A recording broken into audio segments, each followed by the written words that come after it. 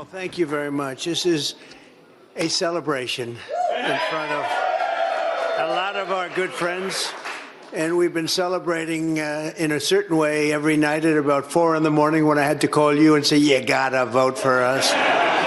The speaker would call and say, please, please get him to vote. I said, it's 4 in the morning.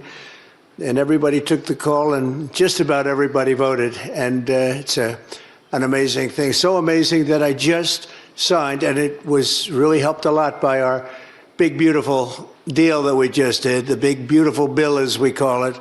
But I just signed the largest trade deal in history. I think maybe the largest deal in history with Japan. And that was done with Japan. They had their top people here, and we worked on it long and hard, and it's a great deal for everybody. I always say it has to be great for everybody. It's a great deal. A lot different from the deals in the past, I can tell you that. But we're doing really well as a country. We're strong.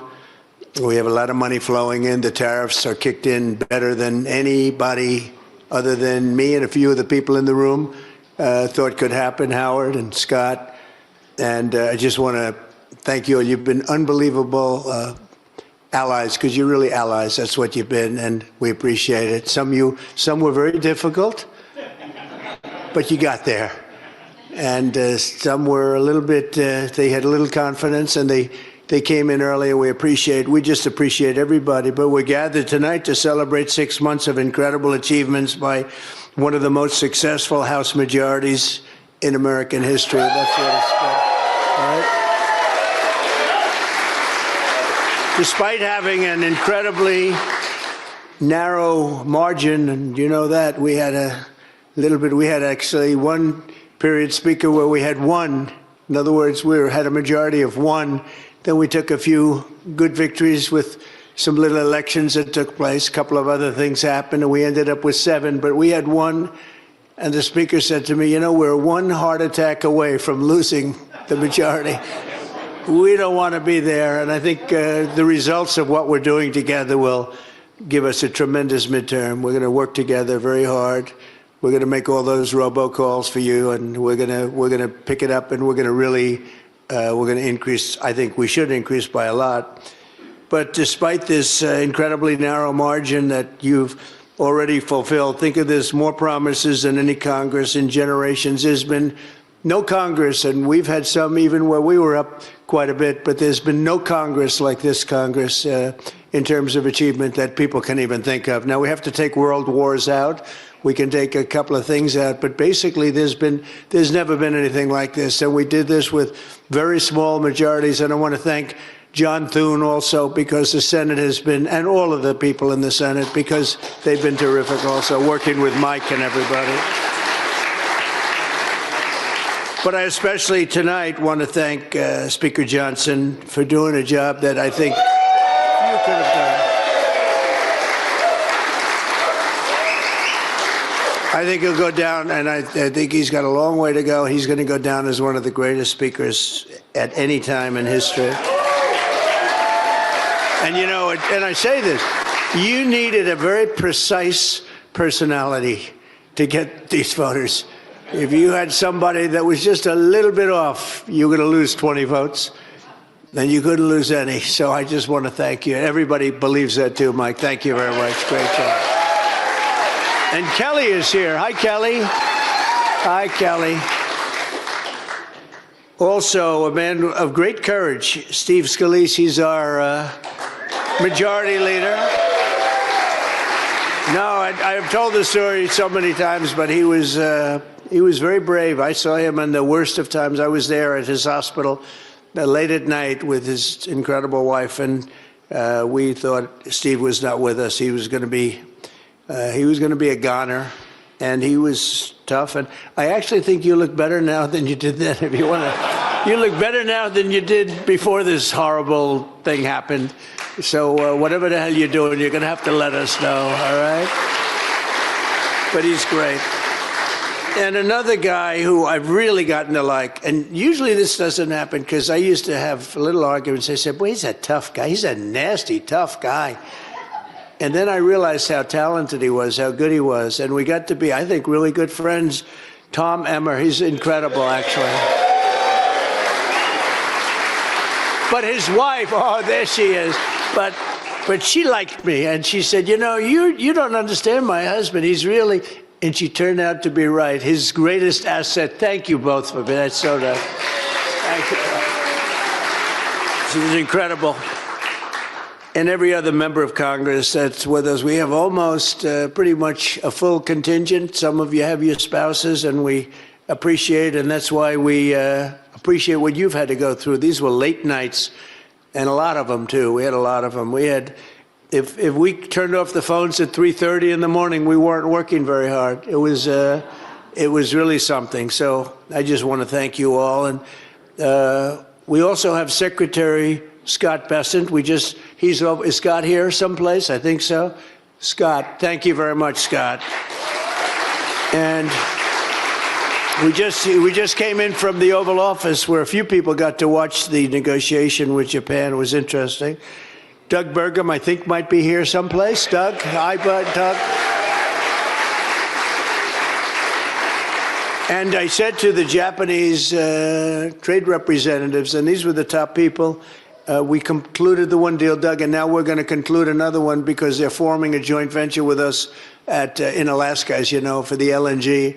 So I said we'll all do that together with Chris. Is Chris here? I don't know. Chris, right?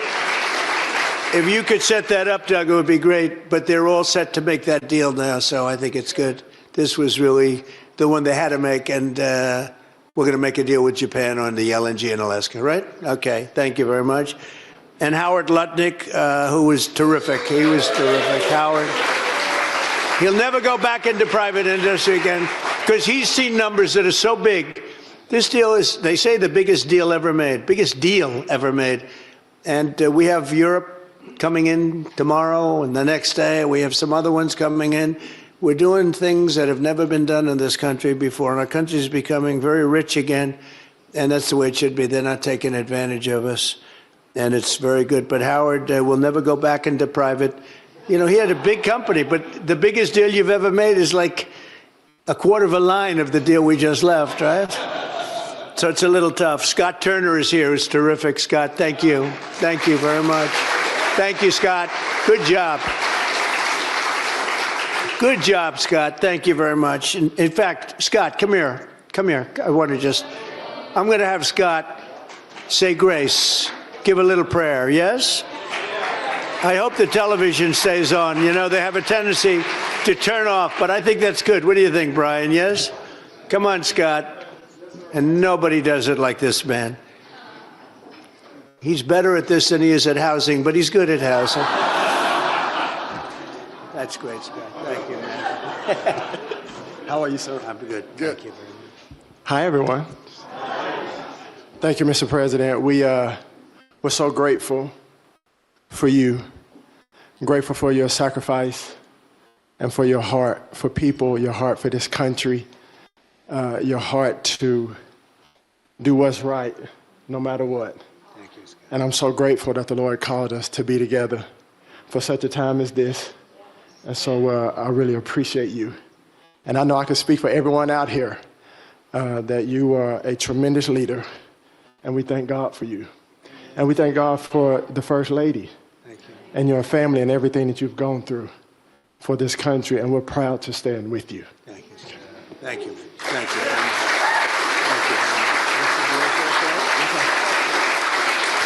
Thank you. Okay, let's pray. Father in heaven, we thank you. We're so grateful that we have this time to stand in your presence. Father God, we are at the White House. Father God, the most powerful place in the land. And Father, we thank you that President Trump allows us to take this time and go before the throne of heaven and give you reverence. You are the King of Kings and the Lord of Lords, and Jesus, we thank you. We thank you that you love us so much. God, we thank you for this awesome privilege to serve the people of the United States of America. Father, the Bible says, blessed is the nation whose God is the Lord. And Father, we put you on your rightful place tonight on the thrones of our heart. And Father God, on the throne of this country. Father God, we humble ourselves before you tonight, and we thank you for your goodness, for your mercy, for your grace. Father, we pray for those precious people in Central Texas, Father God, that have lost loved ones, who have lost children, who have lost family members. Thank you, God, for those on the ground who are working hard to, Father God, to help those to be recovered and rescued and restored. And Father, we pray in the days ahead, it's going to get real dark, but Father, we know that you're a light in the midst of darkness. Lord, thank you for the people of Texas, that they are so resilient. And God, we thank you that you are so faithful in the midst of the storm.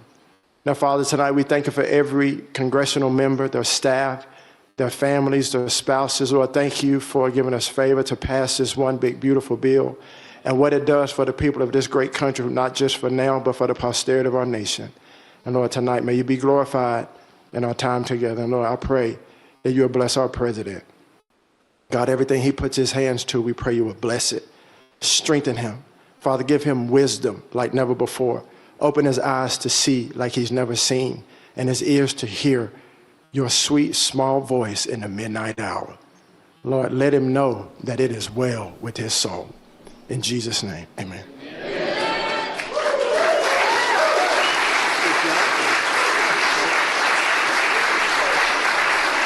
That's beautiful.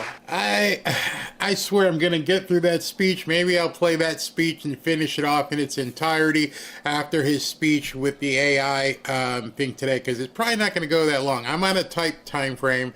As you guys know, today is my 32nd anniversary. We've got dinner plans, but this is early enough where we're probably 5 o'clock. I just saw him getting into the Beast.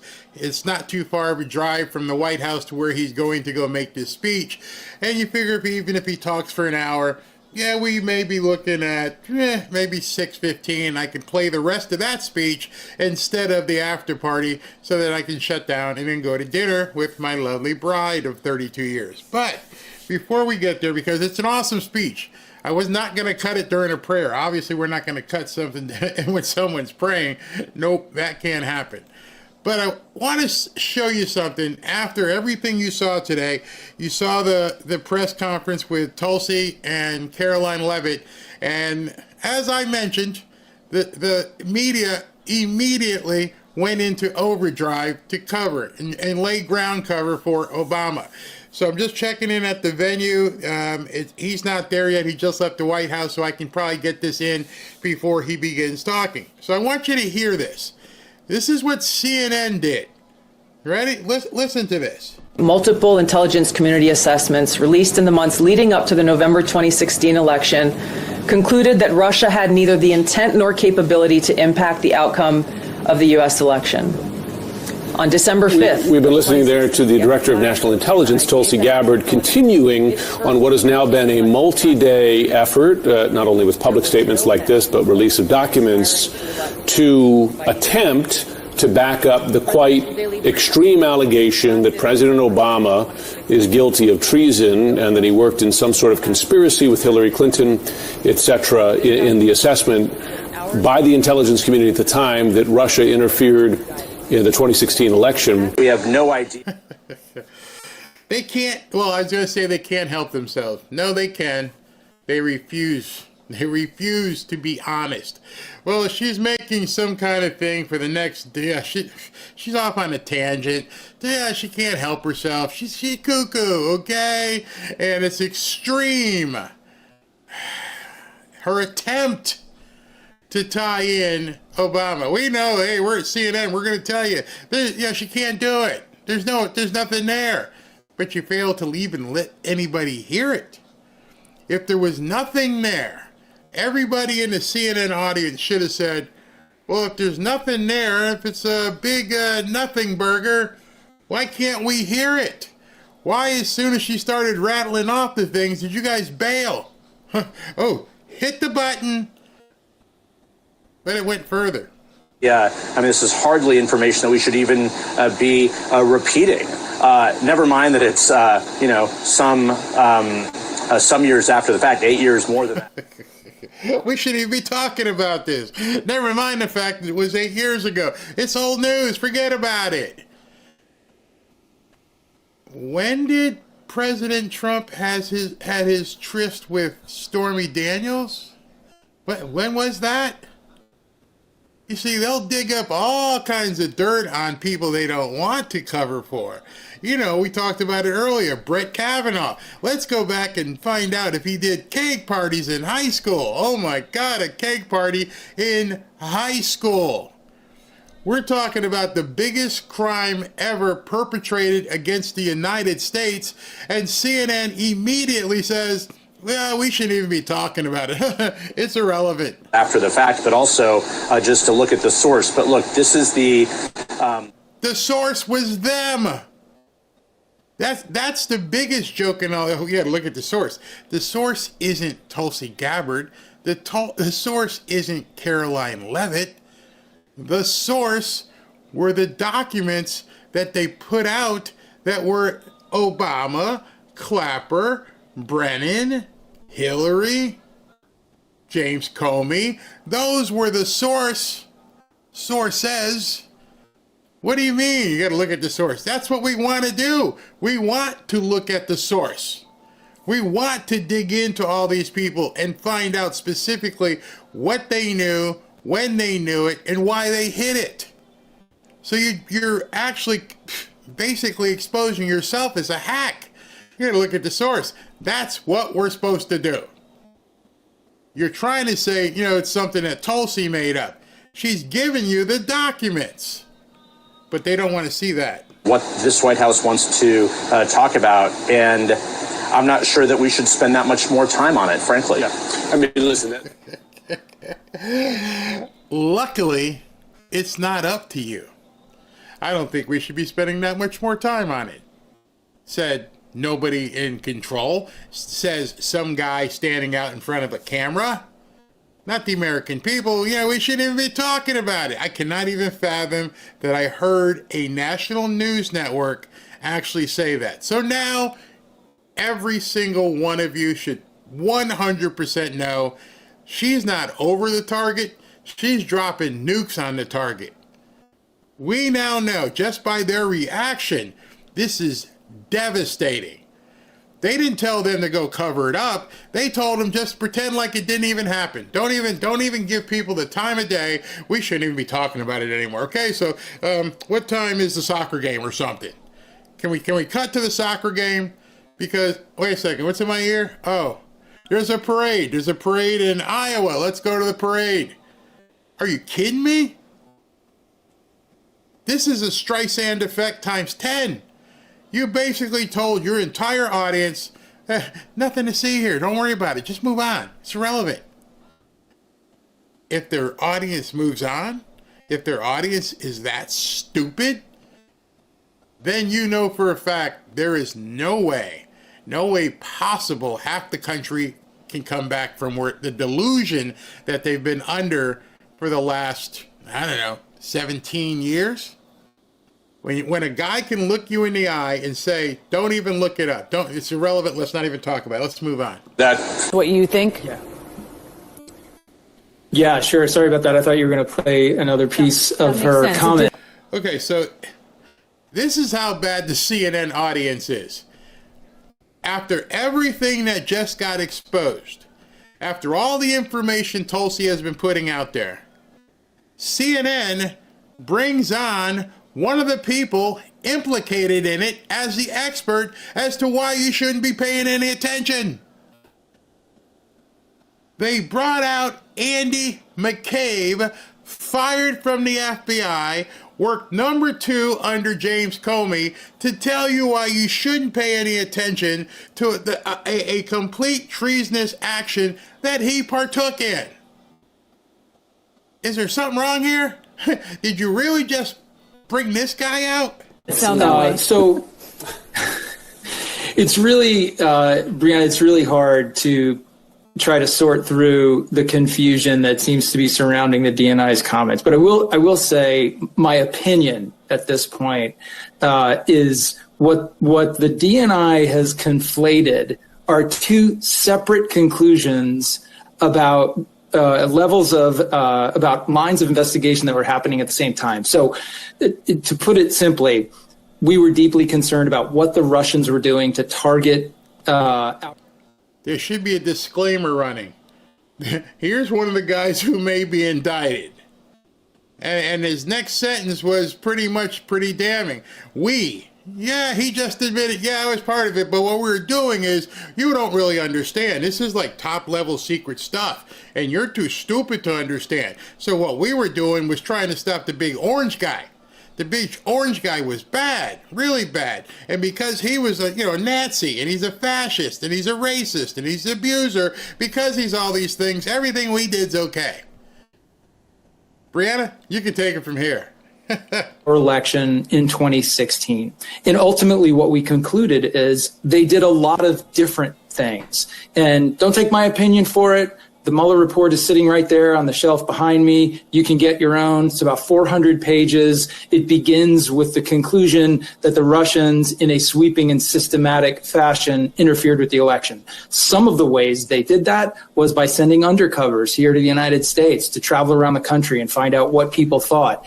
They established the internet. So his explanation is to go look at the Mueller report, the one with the guy who wears diapers and needs a bib.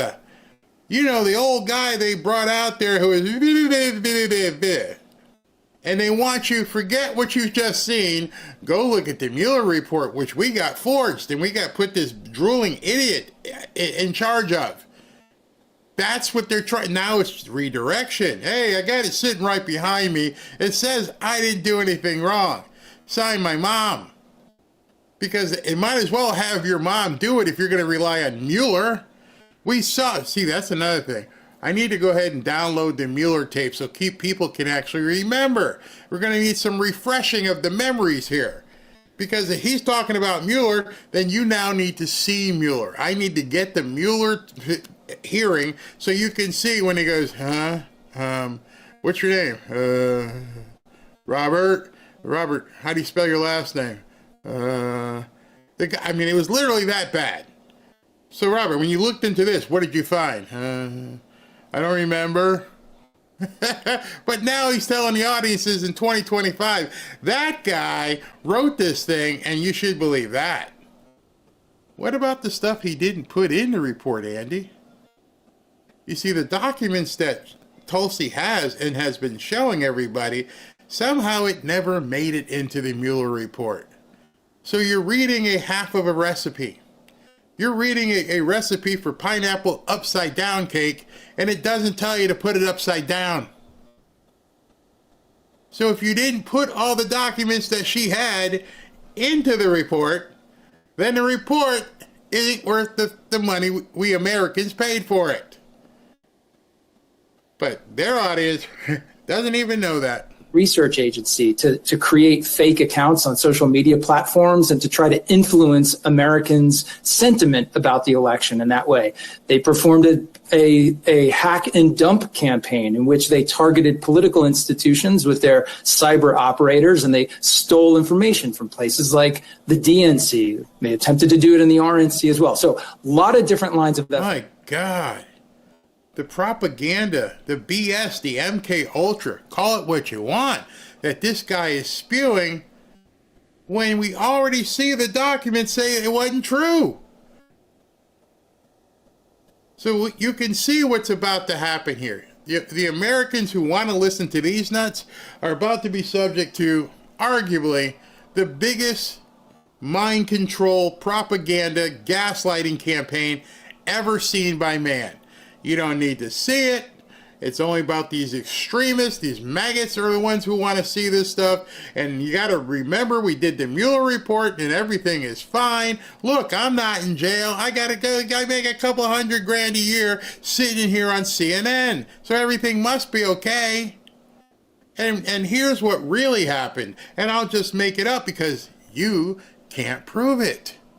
You are just going to have to rely on the Mueller report. What about this stuff Tulsi has? You see, one of the things I noticed very quickly in all the cover-up that they're doing in the last hour or two is they can't refute what she has. So they're telling you, you're an idiot for even looking at it. Because here's what's really happening. But if you don't have the discernment to know you're being bamboozled, you're not going to be able to understand what you're about to be subject to. Your inoculation, your personal kryptonite, or lack of kryptonite, your immunity drug, is going to be reading this information for yourself, because none of them are discounting the information in the report. They're just telling you, don't look at it. Look over here. Don't look over there. Look over here. Look at me. I'm Andy McCabe.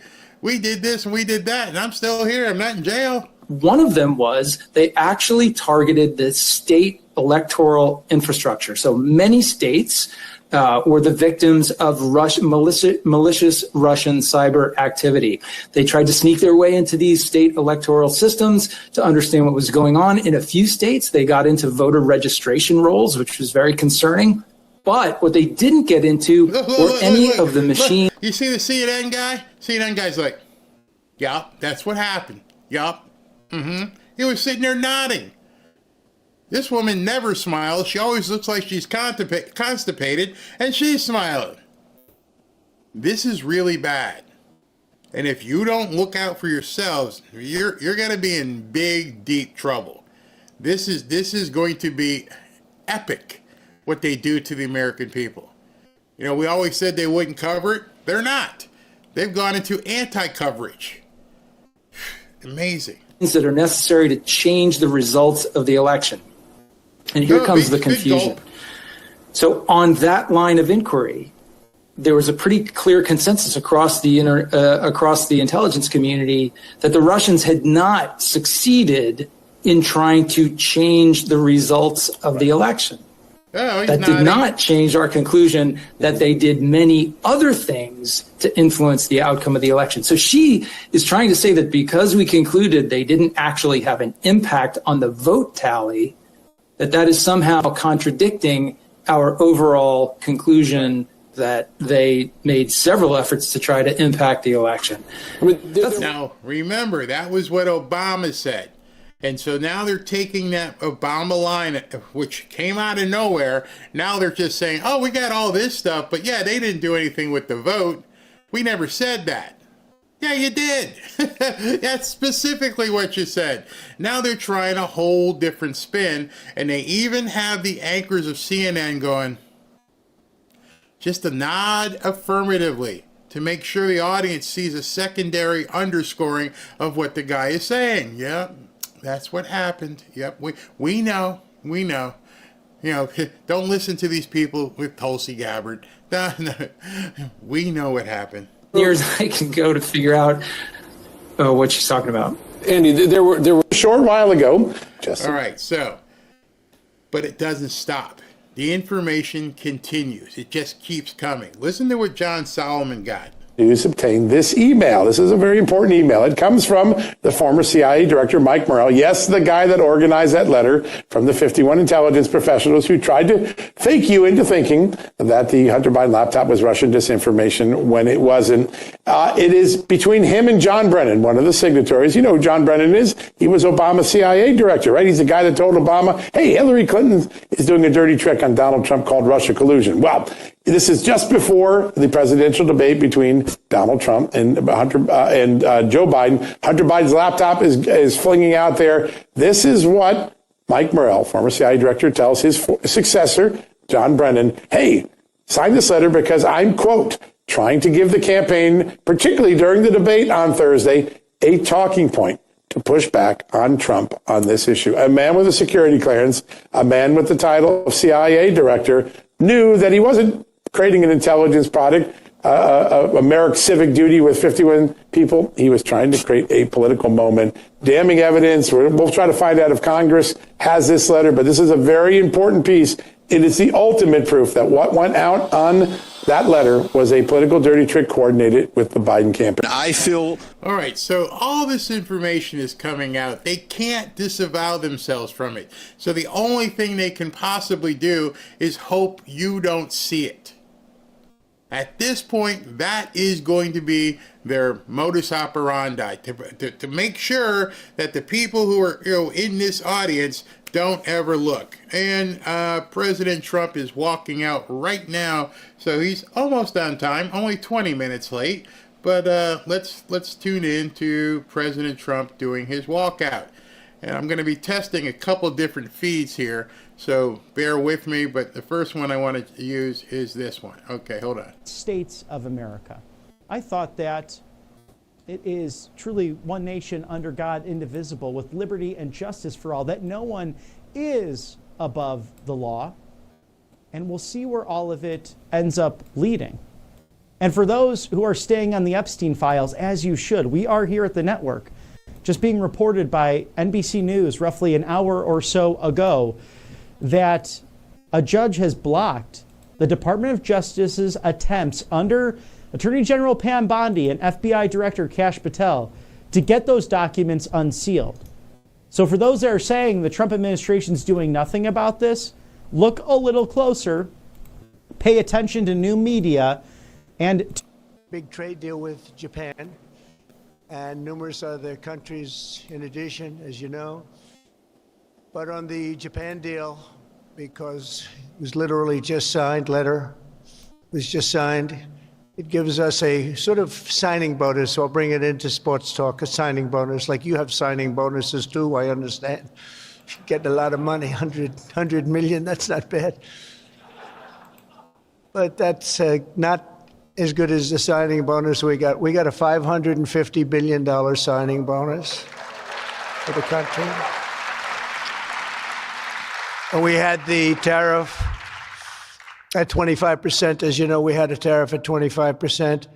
And these are great people that we negotiated with, but we agreed to reduce it to 15 based on the fact that Japan has agreed for the first time ever to open up its country to trade so that all of our American businesses and business geniuses, including many in this room, can go out and do business openly and freely in Japan, a very rich and prosperous and profitable and wonderful country, frankly.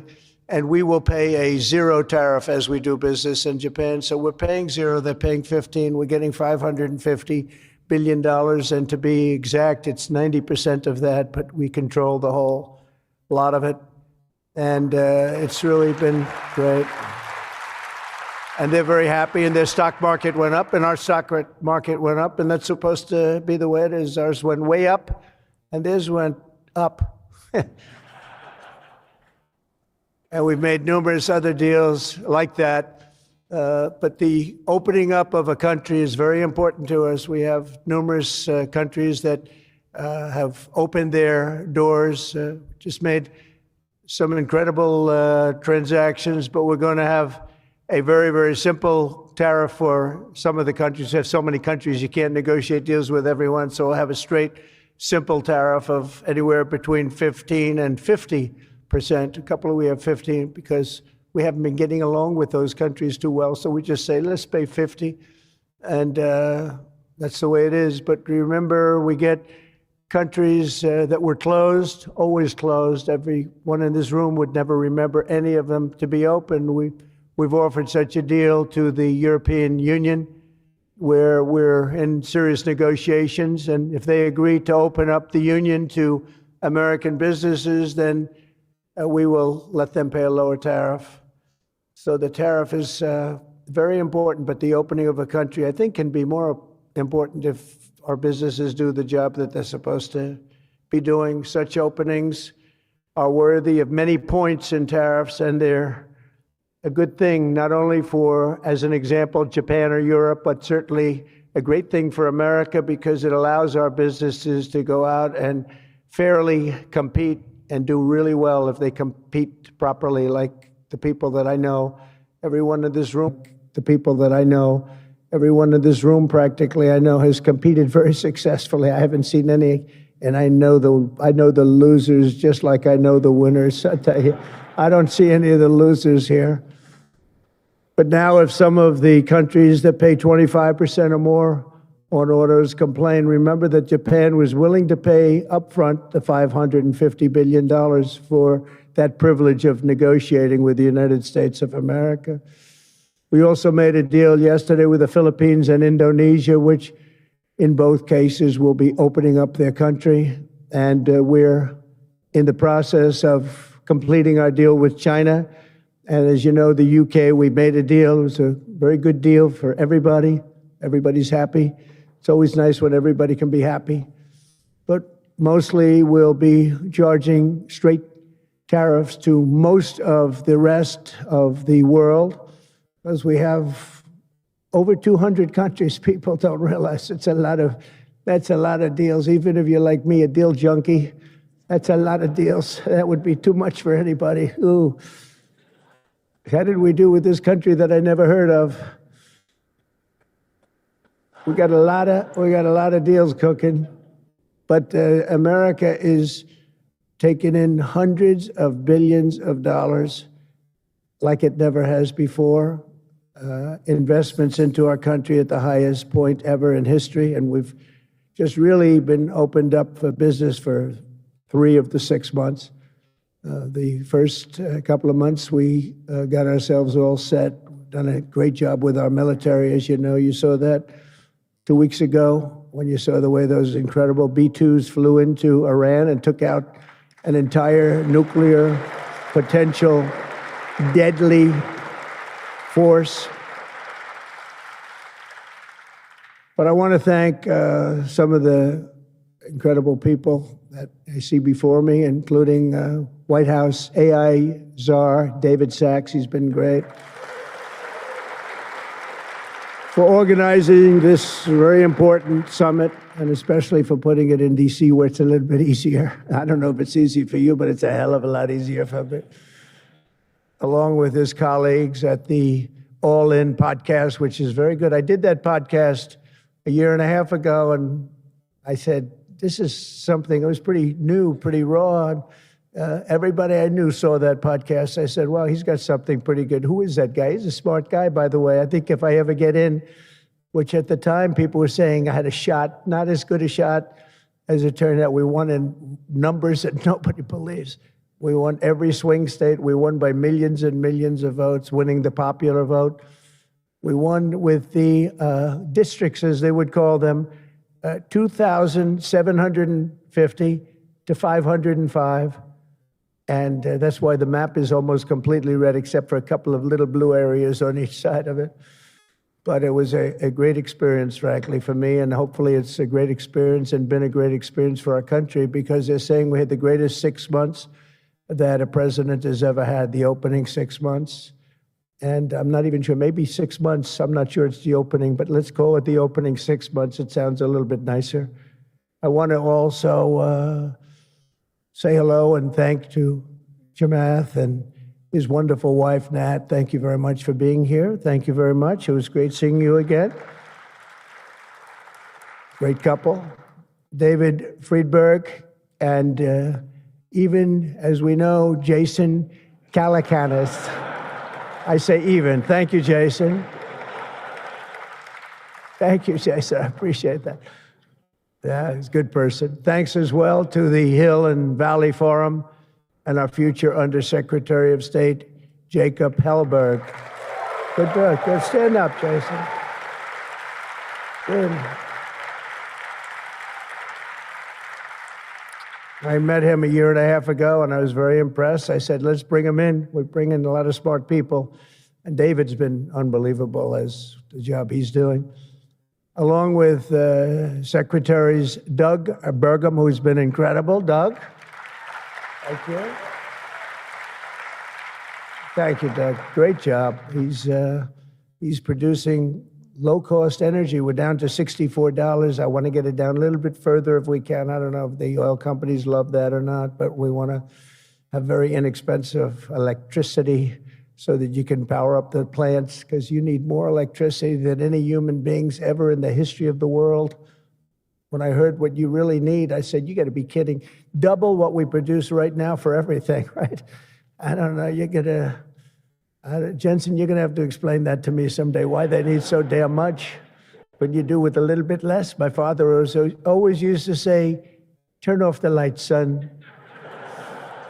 But you guys are turning up the lights. I want to thank Howard Lutnick for doing a terrific job. He was involved in the big deal that we just completed with Japan. Howard, wherever you are, Howard. Where is Howard? Hi, Howard. Great job you did. Appreciate it. Really That was an interesting negotiation, wasn't it? These are tough people. These are good negotiators, I will tell you, Japan, but they love their country and they do what's right for their country. I want to thank Chris Wright, if Chris is around. Chris is here because he's helping with the tremendous energy success that we're having. We're having tremendous energy success. We're the biggest. We have more energy than anybody else in the world. Nobody knew that until I came along, but we have more energy than anybody else in the world. We're making incredible deals on energy, including deals in Alaska. Well, we that's the mother lode, that's the big one. And we're making deals with various Asian countries that need it. And it's actually hard to believe, you don't think of it, but Asia is very close to Alaska, relatively speaking.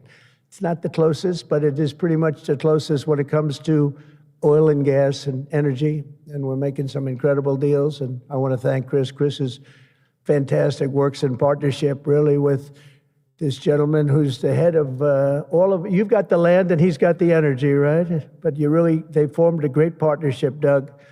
So that's one of the greatest partnerships I've seen in a long time. They work hand in hand and they have done a great job. Administrators, Kelly Loeffler, I think, is here. Kelly, thank you very much. Hi, Kelly. Thank Kelly. And probably the most important man in the room, and I say it in all sincerity, more important than Doug and Chris and all that energy they're producing. He's a man that produces fast permits on the environmental impact statements. He gets them done. I said, Lee, you have 1 week for nuclear, and you have a couple of days for oil and gas, okay, for the approvals. And we kid, but he really is. He's knocking them out fast. He's knocked out a lot. A lot of you guys have started your plants already, and you've already had your approvals. So where's Lee Zeldin? Is he here? He is so great. This guy, he is so great. That's why he has a slightly better seat than I gave to Doug, you see? He's doing a fantastic job in a lot of ways, but he's doing a great job, and he's getting fast permits, and safe and good and everything else, but he's moving them along rapidly, already given some. And, one of the most exciting things we'll talk about in a second is the fact that you're going to build your own electric producing plants when you build whatever you're building. And it's different things, including automobile factories, which are going up all over the place. You'll see them starting soon. They're moving into our country because of the tariffs, because they don't want to pay the tariffs. They're moving into our country at a record speed. But the ability to build your own electric plant, not having to rely on a 100-year-plus old grid. And then if you have electric capacity extra, you're going to sell it into the grid, make some money, but you'll sell it right back into the grid. Director of the Office of Science and Technology Policy, Michael Kratsios. Michael, thank you very much. Thank you, Michael. As well, it's supposed to be taking a vote right now, a big vote. Senator Ted Cruz. Is Senator Cruz here? Oh, look at my senator. Why aren't you voting?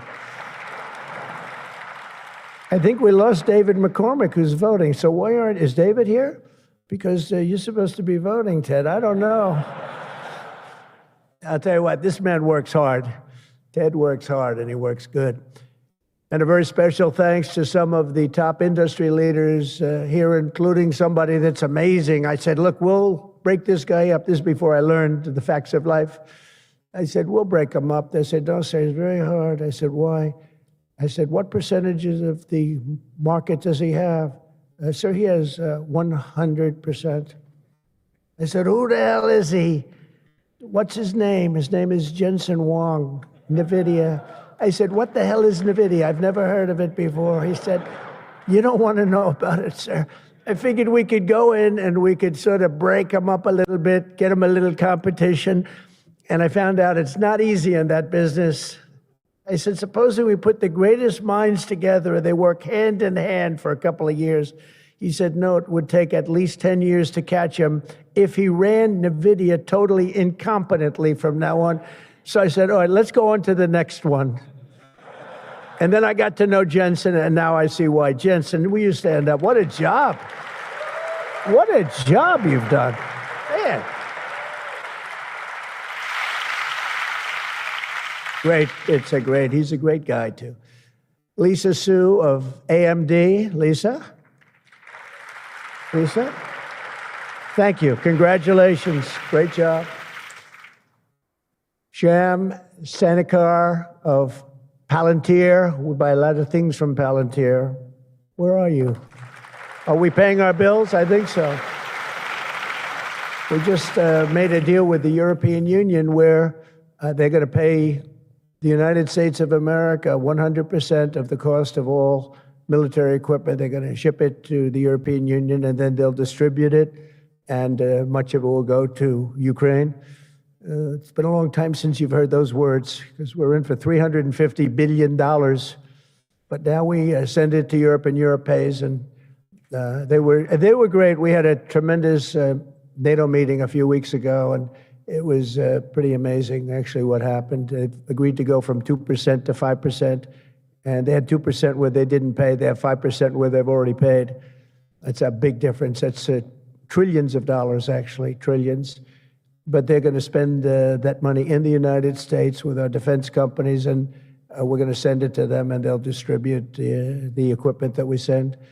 So that's the way it should have been 3 years ago, frankly. And Jeff Sprecher, the other half of that incredible family, is he here? Is he here?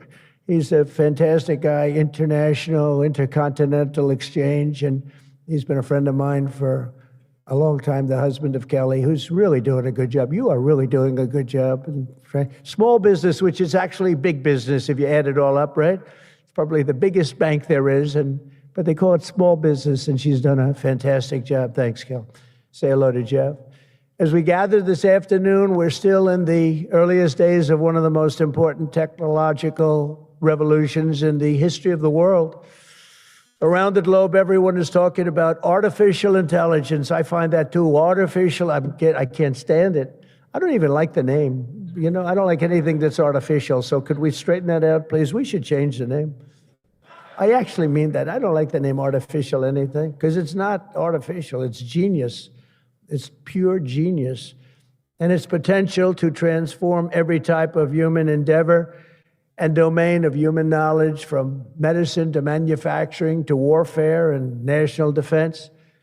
Whether we like it or not, we're suddenly engaged in a fast-paced competition to build and define this groundbreaking technology that will determine so much about the future of civilization itself, because of the genius and creativity of Silicon Valley. And it is incredible genius. Without question, the most brilliant place anywhere on earth. America is the country that started the AI race. And as President of the United States, I'm here today to declare that America is going to win it. We're going to work hard. We're going to win it.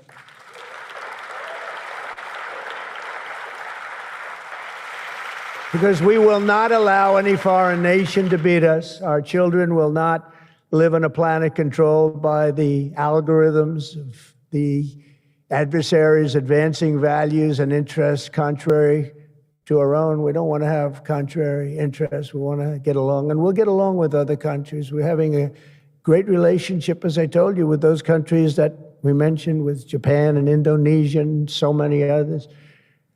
The European Union, we're getting along very well with China. A lot of respect for President Xi. We have a great relationship, and we'll see how it all works out. But we're getting along with countries it's really been pretty amazing, I will say that, and it's a good thing. It's a good thing, not a bad thing.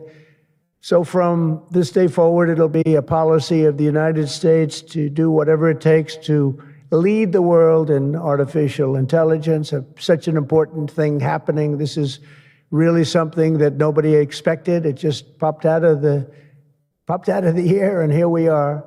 But we will defend our nation, our values, our future, and our freedom, and it will be really great. But what we really need to be successful is a very simple phrase called common sense, and that begins with a common sense application of artificial and intellectual property rules. It's so important. You can't be expected to have a successful AI program when every single article, book, or anything else that you've read or studied, you're supposed to pay for. Gee, I read a book. I'm supposed to pay somebody. And, you know, we appreciate that, but you just can't do it because it's not doable. And if you're going to try and do that, you're not going to have a successful program. I think most of the people in the room know what I mean. When a person reads a book or an article, you've gained great knowledge. That does not mean that you're violating copyright laws or have to make deals with every content provider.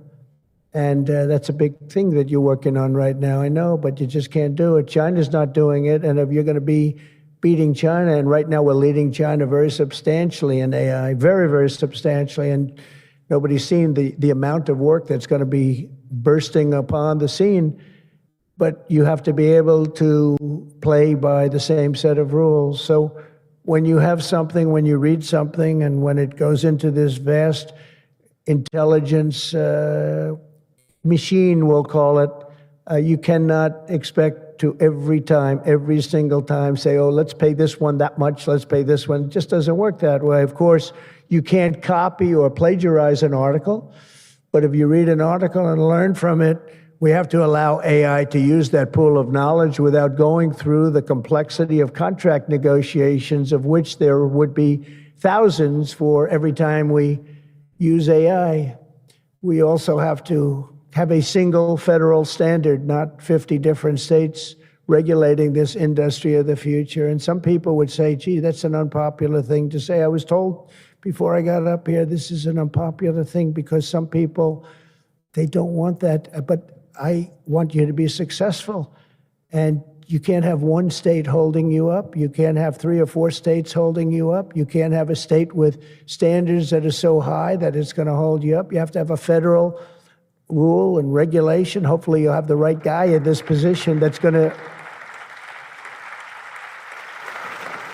supplant the states. If you are operating under 50 different sets of state laws, the most restrictive state of all will be the one that rules. So you could have a state run by a crazy governor, a governor that hates you, a governor that's not smart, or maybe a governor that's very smart, but decides that he doesn't like the industry and he can put you out of business because you're going to have to go to that lowest common denominator. We need one common sense federal standard that supersedes all states, supersedes everybody, so you don't end up in litigation with 43 states at one time. You got to go litigation free. It's the only way. And we also have to watch Europe, Asia, and all foreign countries so that they don't make rules and regulations that likewise make it impossible for you to do business, and where you'd have to make everything in AI cater to them, because again, you'd have to cater to the toughest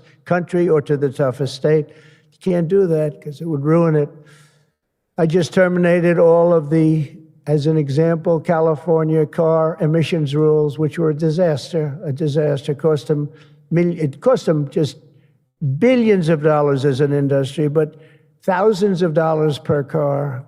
The emission rule standard, because they were making the production of an automobile almost impossible and at a tremendously higher cost, much more expensive than it should cost, for very little gain, for actually, in my opinion, negative gain. The automobile was worse.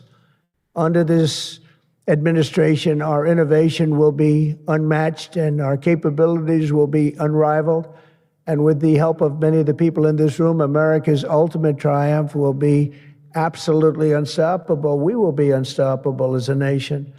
Again, we're way ahead and we want to stay that way. We can't let individual smaller units stop it, because that's the only thing that can stop it and can really mess it up. As with any such breakthrough, this technology brings the potential for bad as well as for good, for peril as well as for progress. But the daunting power of AI is it's not going to be a reason for retreat from this new frontier. On the contrary, it is the more reason we must ensure it is pioneered first and best. We have to have the best, the first pioneer. We are the best and the first pioneers, and we're going to be really putting a nation that we love, America, we're going to be putting it first. I have an expression, America first, make America great again. A lot of great expressions, but they're all so true.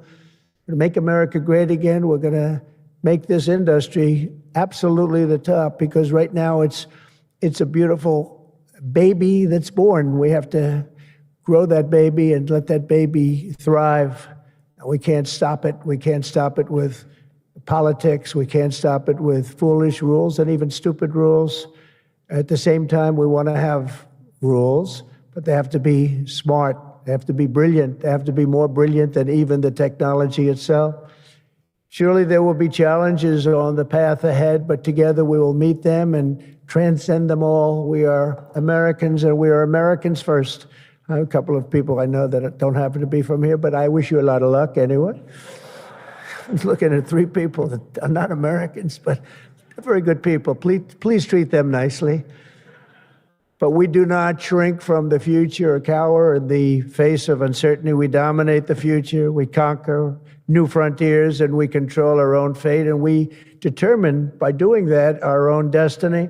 Winning this competition will be a test of our capacities unlike anything since the dawn of the space age. I believe that. It's hard to believe as the president, the amount of enthusiasm for this one industry. I mean, I can talk about cars where we're doing incredibly well. We have car companies moving in all the time, but I talk about other industries. Everybody's saying this is going to dominate the world. It's going to dominate every industry that ever conceived. I don't know if that's true.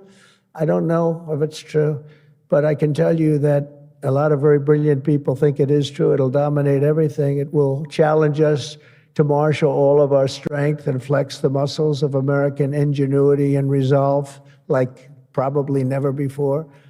It will require us to blast through obsolete systems, cut through thickets of regulation. We've got to get rid of some of the regulation, but we want good regulation and rebuild the industrial bedrock of our country. And perhaps most importantly, winning the AI race will demand a new spirit of patriotism and national loyalty in Silicon Valley and long beyond Silicon Valley.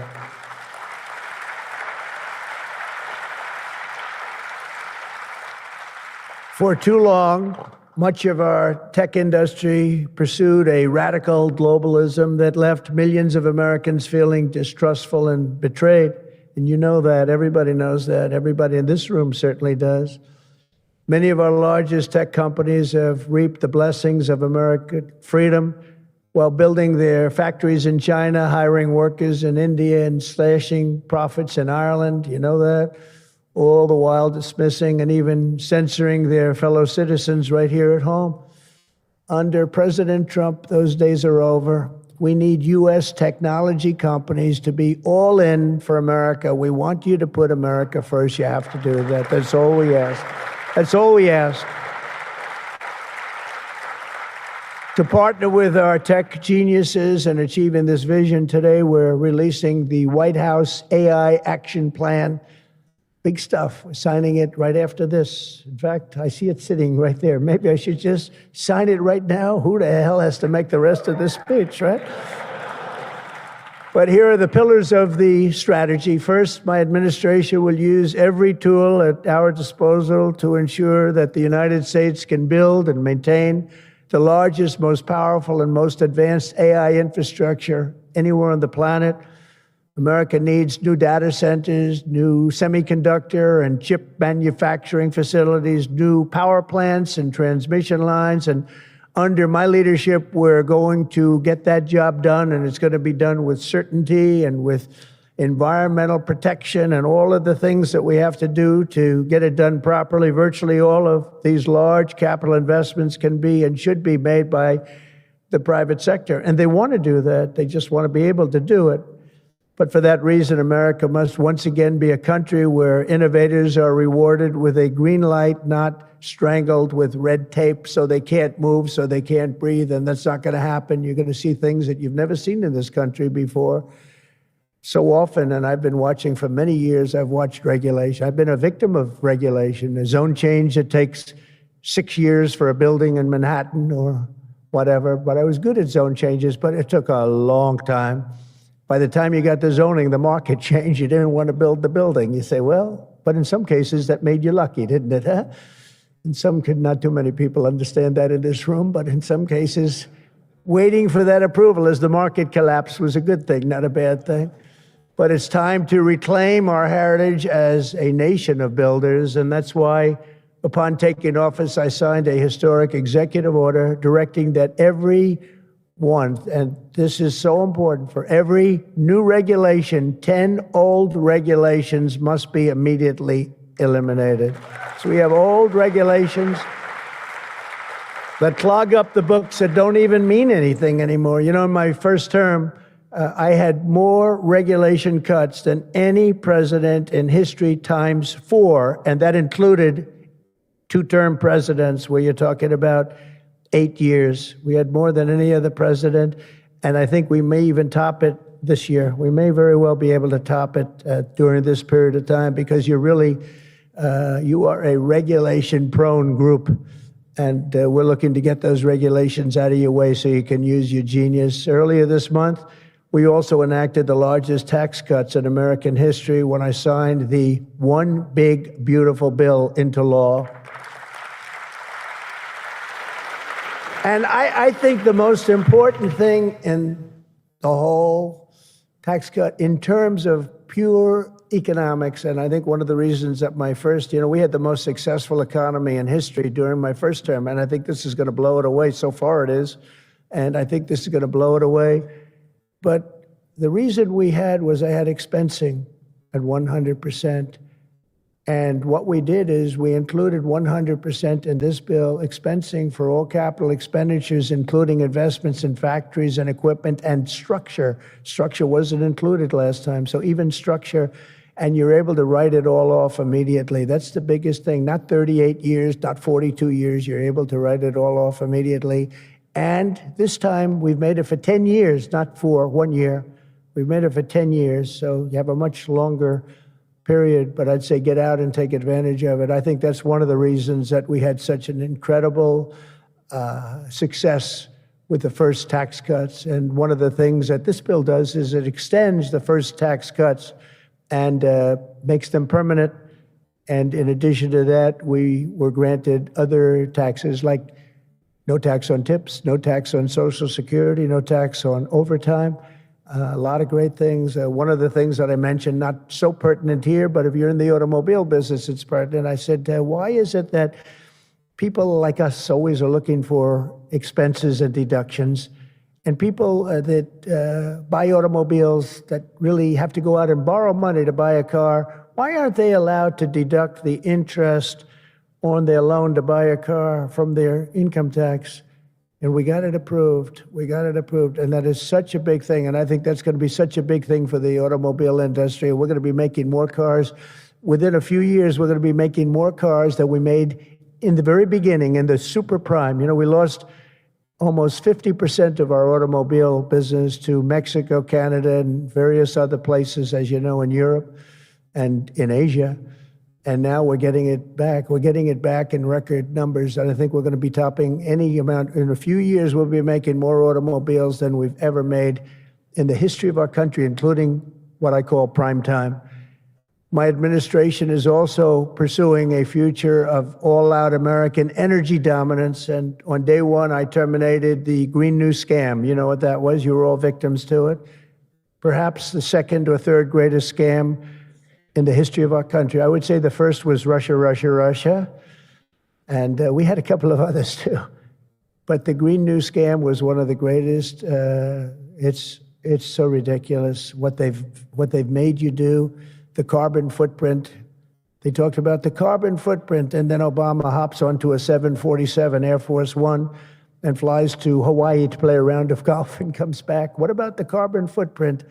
No, we didn't like that. And what Biden has done is absolutely terrible. He made it impossible, almost impossible for people to do business, not even talking about the border, where millions and millions of people flowed into our country, many from prisons, from jails, from gangs, from mental institutions all over the world. No, we're not doing that. We have to get them out. We've got 11,888 murderers, many of them committed more than one murder. Many of them, more than 50%, committed more murders. We're getting them out of our country, or in some cases, they're so bad, we're not getting them out. We're having to lock them up because we don't want them ever to come back, no matter how good we're doing. You know, last month, you probably read, we had 0 people enter our country illegally. And over the last number of years, you'd have hundreds of thousands, literally hundreds of thousands of people a week pour into our country, totally unvetted and unchecked. And what the hell were they thinking? What they've done to our country is so sad, and we can never forget it. But we're unleashing all forms of energy, including natural gas, oil, and clean, beautiful coal. I instructed my people, in the form of Chris and Doug in particular, you are not allowed to say the word coal without saying clean, beautiful in front of it. You can only say clean, beautiful coal. It's a little embarrassing because we had somebody making a speech the other day, right? And he mentioned the word coal about 30 times because that was the subject. And he kept going clean, beautiful. I wanted to say, okay, just take it easy. You could just, got a little bit crazy, right, Doug? But it's, you know, China's using it. They're building now 57 big power plants, all fueled by coal.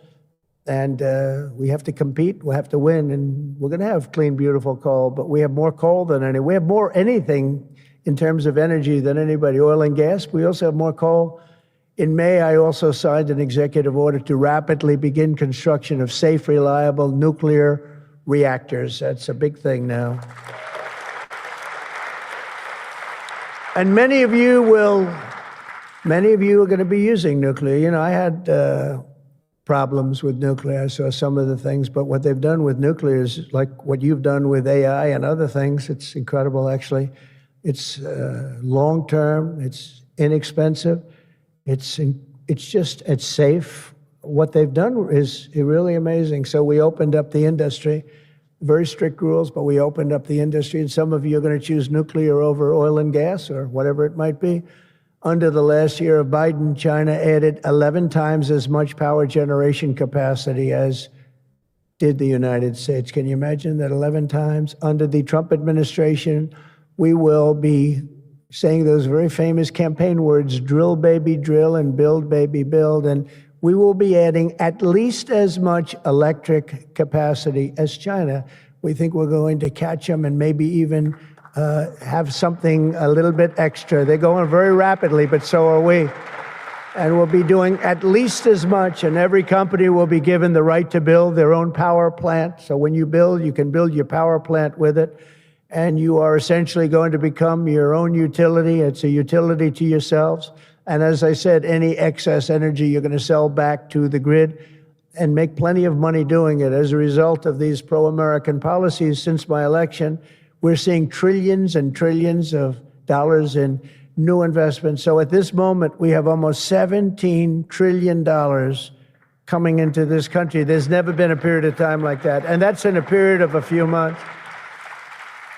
In a few months, Meta, Amazon, Google, Microsoft are all investing $320 billion or more in data centers and AI infrastructure this year. Those companies are really, they're really going at it, and they're very smart people, very good people. I got to know a lot of them. You know, I didn't like them so much the first term when I was running. I wouldn't say I was thrilled with them, but I've gotten to know them and like them. And I think they got to like me, but I think they got to like my policies maybe much more than me. NVIDIA has committed $500 billion over the next 4 years. Thank you, Jensen. I'm sure that'll be a good investment. If you're doing it, it's good. Thank you very much. It's a great statement. Last week, I was in Pennsylvania as 20 companies announced $92 billion with David McCormick, Senator, great guy from Pennsylvania. $92 billion in energy and data center projects, including what will soon be the largest natural gas power plant anywhere in North America. They're going to town. It's already under construction, the largest in North America by far. For decades, we had leaders who spent their time focused on building up foreign nations. Under the Trump administration, we are going to have leaders who are going to build up our nation. This colossal investment in AI infrastructure and many other industries, for that matter, such as automobiles and so many other things, will also create thousands and thousands of great-paying jobs, the kind of jobs we want, including lots of blue-collar jobs. And You know, our numbers are very good right now, but wait till you see these numbers in 2 years from now. It will mean higher wages and more opportunity for millions of energy workers, HVAC technicians, engineers, electricians, and the hardworking citizens who make our country run. These are great people that make our country actually run. To ensure America maintains the world-class infrastructure we need to win today, I will sign a sweeping executive order to fast-track federal permitting, streamline reviews, and do everything possible to expedite construction of all major AI infrastructure projects. And this will be done. You will get so good a service in so many ways, not only from Lee with the environment, but you need many other types of permits, and you're going to go so fast. You're going to say, well, wait a minute, this is too fast. I didn't expect to go this quickly. This is a problem. I may cause a problem in opposite, but including factories, data centers, and power plants of all kinds, the United States will have total industrial and technological supremacy. The second pillar of our action plan for AI dominance is to get the entire world running on the backbone of American technology, and I think that's very much happening right now, and I think it's going to happen. The last administration was obsessed with imposing restrictions on AI, including extreme restrictions on its exports. As you know, they made it very difficult to export. This alienated American partners and drove even our friends into the arms of China and other countries. That's why upon taking office, I repealed the so-called Biden diffusion rule. Can you imagine that? That crippled American AI exports, the Biden diffusion rule. I wonder who came up with that name, because he has no idea what it is. He had no idea what it was. He came up with a rule. I wonder who drew that one. I wonder, was that signed by the AutoPen, I think, because they went to him and said, we're going to do a diffusion rule. Mr. President, what? It's okay, the AutoPen will take care of it. It's one of the greatest scandals in the history of our country, let me tell you. Under my administration, we will maintain necessary protections for our national security, but we will never forget that the greatest threat of all is to forfeit the race and force our partners into rival technology. We're not going to do that. We're not going to do that. Okay? Not going to let that happen. That could be the end. When I traveled to the Middle East in May, every leader I met was thrilled to do business with American tech firms and with America, and they were all thrilled to meet me, believe it or not. It's hard to believe, isn't it? But they were. By the way, most powerful woman in the world is here today. Susie Wiles, stand up, please. Susie Wiles, Chief of Staff. She can take out a country with a mere phone call. No, they just voted her the most powerful woman anywhere in the world. She might be the most powerful person in the world, I think. But she's done hasn't she done a good job, though, huh? Good. But we're going to come home with trillions and trillions of dollars in deals, and that's the way it is. But the King of Saudi Arabia met three great leaders. I went to 3 countries predominantly. King of Saudi Arabia said, and I can say that Qatar and UAE, the leaders, brilliant guys, great people, they said the same thing. They said, you know what, that 1 year ago, your country was dead. It was a dead country. They were looking at China, they were looking at other places, but you had a dead country. And today, Mr. President, you have the hottest country anywhere in the world. They said that, and they meant it so strongly. And when I went to NATO 2 weeks ago, where we made the deal where they pay 5% instead of 2%, they said the same exact thing. They said, boy, I tell you what a difference it is. It's a year ago, you people were dead. We didn't think you were going to make it as a country. Today, you're the hottest country in the world. They all said it. All those leaders said it, 30 of them. So today, I'm signing another major executive order that will turn America into an AI export powerhouse. Under this order, Secretary Lutnick and Secretary Marco Rubio's doing a great job as Secretary of State, will work to rapidly expand American AI exports of all kinds, from chips to software to data storage of all kinds. And that's very important. That's going to give you the freedom to do what you want to do. And third, once and for all, we are getting rid of woke. Is that okay? Because I know you had to hire all woke people. I heard you had to hire all woke people under some of these things. How about the chips, where they give you the chip nonsense, where they give you billions of dollars if you only build a chip company? These people have plenty of money. They don't need the money. They need the permits. They need the rights to do it. They don't want to pay tariffs, so they come and they build here. That's why they're coming here. Number one, they like me, but they like not having to pay tariffs even more. And they're coming. But Biden gave billions of dollars to companies that have nothing but cash. And they don't say where to build. It's just give them money. But here's the problem. They have to hire lots of woke people. And they say woke isn't for this particular industry. We've noticed that. They're not for a lot of industries, if you want to know the truth. So the guidelines were impossible. They're going to give you money, but you got to hire this and this and this and that. And I don't want to get into it too much because I don't want any controversy today. But you have to hire a lot of people that were not into this particular world that you're in. And so therefore, all the money they gave didn't mean a damn thing. One of Biden's worst executive orders established toxic diversity, equity, and inclusion ideology as a guiding principle of American AI development.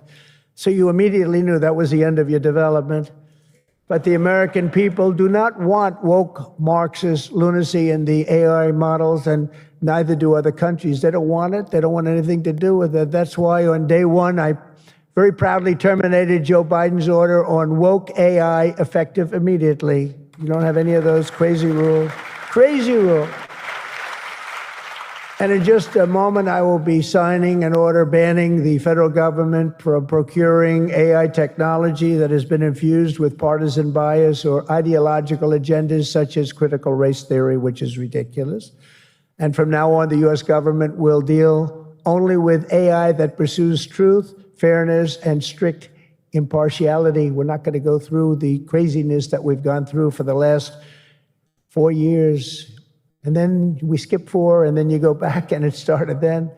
But it hung around a little while. Now it's not hanging around at all. Now it's actually very uncool, as somebody told me the other day. It's so uncool to be woke.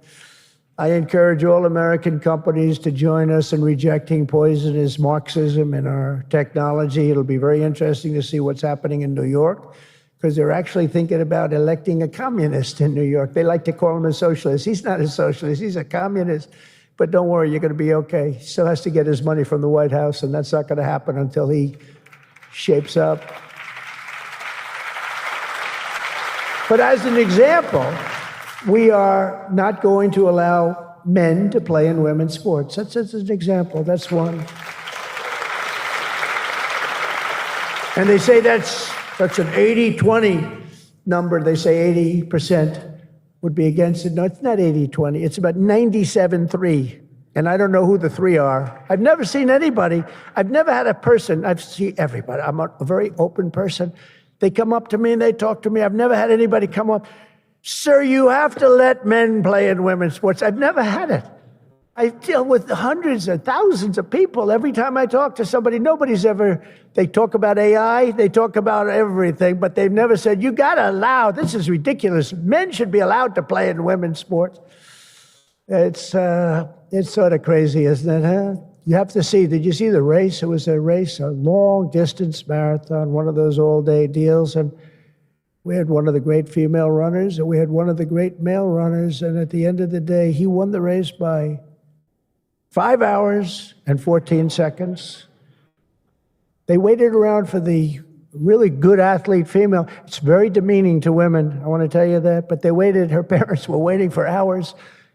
Somebody said, why don't you go back to the hotel and sleep for a few hours and come back and meet your daughter? This is what they do. You got to see the weightlifting records, though. They're the best of all. A woman lifted 212 pounds. It was a world record. It held for 18 years. And now a man who transitioned came up and looked at the bar. How much is it? 212 pounds. Oh, let me try it. Bing, bong. I think he broke the record by 109 pounds. It's going to be a long time. It's going to be a long time before a woman catches that. And these are great athletes and great people, and it's demeaning. And who the hell wants this? We're off of that whole standard, because I just tell you those as examples.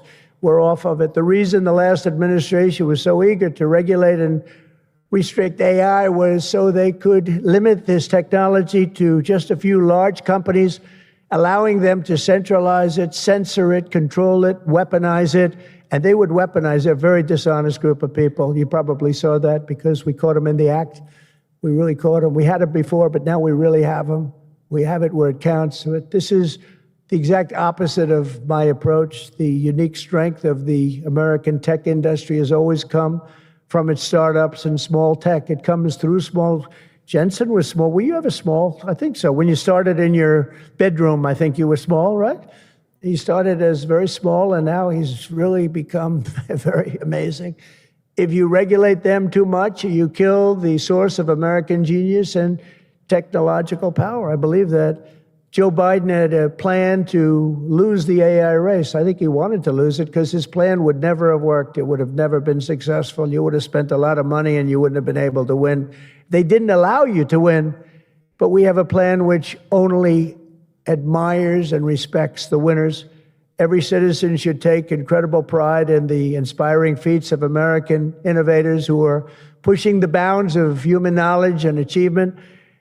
The people of OpenAI, Google, Meta, and countless startups are proving once again that America is impossible. You are just impossible to beat. You're not going to be beaten. We're not going to let that happen. When you do your best, when you work your hardest, and when you're allowed to be free of horrible, foolish regulation. And you're going to have regulation, but it's going to be sensible, smart regulation. There's nobody who's going to beat you. As we push even further into this exciting frontier, let us never forget that all of this prosperity and progress has come from the culture of freedom and hard work, merit, ambition, and risk-taking passed down from one generation of Americans to the next. Silicon Valley rose to wealth, fame, and glory by exemplifying these values, and it will win this race not by rejecting them, but by embracing them like they have never been embraced before. We must put America first. This is a nation that invented the light bulb, the telegraph, the television, the telephone, the computer chip, the smartphone, the GPS, the integrated circuit, and even the internet. Basically, we invented everything. What is left? We invented everything. And now it's AI. We invented everything. Does anyone have anything else to say? And now we're going to take it to a new level. But Americans were the first to fly a plane, first to harness the atom, and first to plant our flag on the moon. We mastered the industrial age. We created the digital age. And now we are leading the world into the golden age, indeed, the golden age of America. With your help, that golden age will be built by American workers. It will be powered by American energy. It will be run on American technology, improved by American artificial intelligence, and it will make America richer, stronger, greater, freer, and more powerful than ever before. And I will now do my share by going and signing a name without an auto pen. I will sign it. If we had one, I wouldn't use it anyway, but we will sign it auto pen free, and we will say, Donald J. Trump, God bless America, and God bless you, and good luck, because the race has just begun, and you're going to win it. Thank you very much, everybody.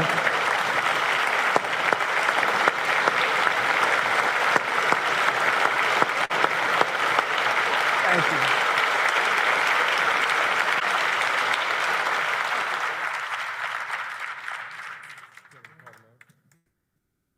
Yes, sir, Mr. President. Mr. President, the first executive order that we've prepared for your signature today relates to federal permitting for data center infrastructure. As you mentioned during your speech, this is a crucial issue affecting the entire AI industry. What this executive order will do is establish fast-track permitting and ensure that the federal government is working to get data centers approved and through the permitting pipeline as quickly as possible.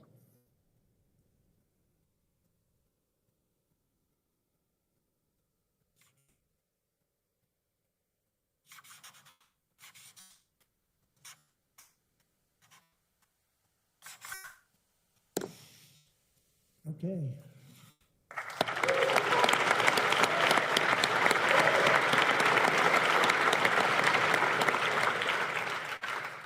As you said before, sir, it's absolutely essential that American AI models and the American AI industry dominates the future of this industry around the world. What this next executive order will do is promote, through various instrumentalities of the federal government, the export abroad of American AI models to ensure American AI dominance in the future.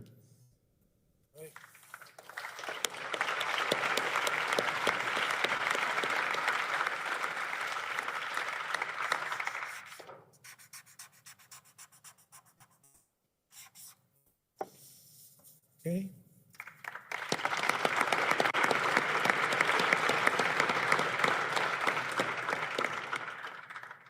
And lastly, sir, as you said in your speech, we don't want woke AI. We want AI models based on accurate information that give accurate information and accurate answers.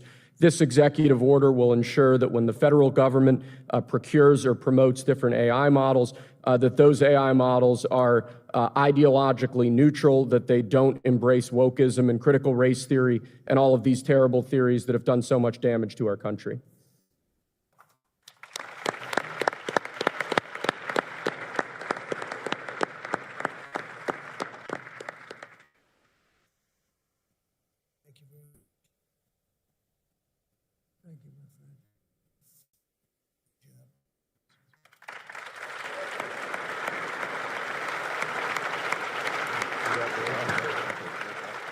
Thank you, everybody. Thank you very much, everybody. Good luck. Good luck. Thank you very much.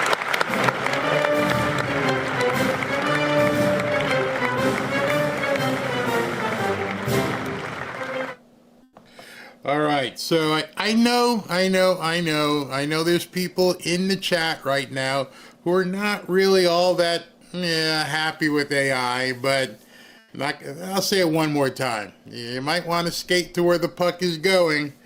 Actually, it's pretty much there. You just need to catch up. I know it's scary for a lot of people, but at the same time, you really don't have a choice in this. But I'll leave that up for you to go ahead and begin doing and taking your own walk with this stuff, because it's amazing. Yes, there can be bad things with it, just like with anything else. If somebody gets behind the wheel of a car and decides they want to plow into somebody, the car can be a bad thing. So, whatever. It's up to you. A couple things I want to cover before we go, because some things happened while you guys were watching this, while we were all watching it. Paul Sperry came out with this and says, Brennan sent a fusion cell memo to Obama on the eve of the 2016 election, summarizing all the compartmented intel gathered on Trump and Russia, and it made no mention of Putin aspiring for a Trump victory. His November 6th memo actually concluded Putin expected Clinton to win. You see, they're trying to deflect, and I guess the Wall Street Journal didn't learn their lesson. They're out there, everyone's talking about that Trump's name is on the Epstein list. And so you've got two warring factions happening right now, trying to be, who's got the most news. This is much bigger. They can try and deflect all they want. This is much bigger. It's so much bigger. Let me show you why it's so much bigger.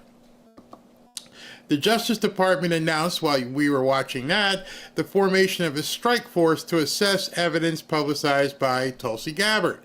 Today, the Department of Justice announced the formation of a strike force to assess the evidence publicized by DNI Tulsi Gabbard and investigate potential next legal steps which might stem from the information. The department takes alleged weaponization of intelligence community with the utmost seriousness. Upon the formation of the strike force, Attorney General Pamela Bondi stated, "The Department of Justice is proud to work with my friend Director Gabbard, and we are grateful for her partnership in delivering accountability for the American people. We will investigate these troubling disclosures fully and leave no stone unturned to deliver justice." I know we don't want to keep hearing about investigations, but now is the time for Kash Patel and Dan Bongino to shine. They need to dig their heels in, get their claws sharpened. This is your red meat. Everyone's looking at you right now. You got to get it done. You have to get it done. There is no choice of the matter. In addition to everything else, President Trump just a little while ago got a big win, which would make the DOJ 18 or 19-0. Huge win for President Trump. The Supreme Court reaffirms that the president runs the executive branch and that he may fire people wielding his executive power. Lower courts should listen and respect the clear guidance here. So, as if they had to take this to court to find out, they have now found out President Trump can indeed fire people. You know, like bosses fire people? Yeah, I never heard that before. Now, here's something pretty big. I don't know if you were following earlier. The Maryland man got some court to release him with no bail. Then they got another judge to say, you can't even rearrest him when he's released. And so I knew it as soon as I read it. I'm like, this ain't going nowhere. Tom Homan's not going to pay attention to this crap. And lo and behold, this popped up. This is a lawless judge, referring to the order of letting the Maryland man walk. This MS-13 gang member, human trafficker, and newcomer will never walk America's streets again. That is from the official account of the DHS. So they're going to be sitting there with bibs on, waiting, drooling, waiting for this guy to walk out. Waiting for the court to let this guy walk the street. Bam, they're going to snatch him up. So what you're probably going to see now is a stakeout, because they're probably going to try to hide the Maryland man. And then there's going to be some sort of conflict. Hopefully it won't get stupid. Hopefully they'll quell all this and just hand him over and let him get out of here. But you know that's not going to happen. They're going to fight. They're going to fight and, quote, resist at all costs. We got to do whatever we can and put this Maryland man back on the street. Idiots. Absolute idiots. This is Pam's chance to shine and do the country right. Exactly. You're playing in a big time now. You're playing in a big time. Robert Farmer says, wow, huge win. Shut up, lower court judges. And it's just going to keep happening. All they're doing is putting up speed bumps. And at this point, she's 18, 19-0. Everybody knows now the Supreme Court's going to let him do what he needs to do. So they're just buying time, trying to run the clock out. Not going to work. Not going to work at all. Yeah, these judges, Michelle says these judges are nuts. Yeah, let him out of the courthouse, and you can't arrest him for 72 hours. Yeah, said nobody ever. Good luck trying to defend that one in the Supreme Court. You morons. That's absolutely insane. All right, so what I'm going to do, because Robin and I got to get ready for dinner, and let me first of all say thank you to every single one of you who wished us well wishes. It's greatly appreciated. She appreciates it. 32 years with this woman. I didn't know we'd make 32 days. She probably didn't think we'd make 32 hours, but here we are 32 years later, and just love her. Absolutely love her. So I'm going to do super chats, and then what I'll do is I'll put the rest of that speech on. Instead of the after party, I'm going to put that speech on. I'll let comments run because I still have it queued up to where Scott Turner did the prayer and President Trump just began to speak. And I've been trying to get it to you guys because I'm like, nobody, 90% of you haven't seen it. So I will be playing that in its entirety right after I recognize the super chats here. It has, by the way, in case you got someplace to go, it's only 40 minutes left or so, which will allow me to take a shower and go wash myself and get all duded up. And, it will be before we have to leave the house. So that would be perfectly fine for me to come back and turn that off in 40 minutes. So I'll put that on in a second, right after I recognize the super chats here and do what I'm supposed to do. Okay, and I'm ready. Dave Rattan, if the legacy media prints real news, their meal ticket dries up. Oh yeah, and by the way, it's everywhere. Oh, Trump's on the Epstein list. Oh, he's on the Epstein list. They're covering that like it's going out of style, but expect it. The Wicked Longos, that's awesome. It's happy anniversary, Robin and Barry. Ken and I have been married 20 years. Congratulations to you. Mama C, when will CNN and the fake news be forced to stop gaslighting the public? This is MK Ultra perpetuated on the American citizens. It sure is, 100%. What's SB saying here? Folks want to see what's that? Folks want to see you all dressed up. We'll take a picture at the restaurant. She even told me I can't even wear a hat tonight. I always wear a hat. I got about 19 hats sitting here. She told me I can't wear a hat. By the way, getting duded up in South Florida means you put on a nice button-down shirt and a pair of pants. That's about it. Not like it's a tie or tuxedo or anything like that. I won't even know if she's going to wear shoes. She's probably going to wear flip-flops. Judy Branch, thank you, Barry, for being a godly man. Thank you. Anniversary to you. That was so nice listening to Scott Turner make that prayer. Brad Crane, no tariffs on handcuffs. Tilly, thank you. Dessert on us, Barry and Robin, thank you. We both no longer eat dessert, but I'm sure she'll have a good steak tonight. I got to find some sort of fish. Donald Donovan, as I said, but thank you very much. As I said in the comment, happy anniversary. My wife and I have our 21st anniversary coming up on the 31st of the month. Unfortunately, I was furloughed a week and a half ago, and we can't do anything. Oh, man, that sucks. Congratulations on your 21st. I remember back when. Wow, you sound old when you say stuff like that. Naomi McCormick, happy anniversary to you both. Thanks for spending part of it with us. Many prayers of protection for our President Trump. Indeed. And thank you. Christopher, am I saying this correctly?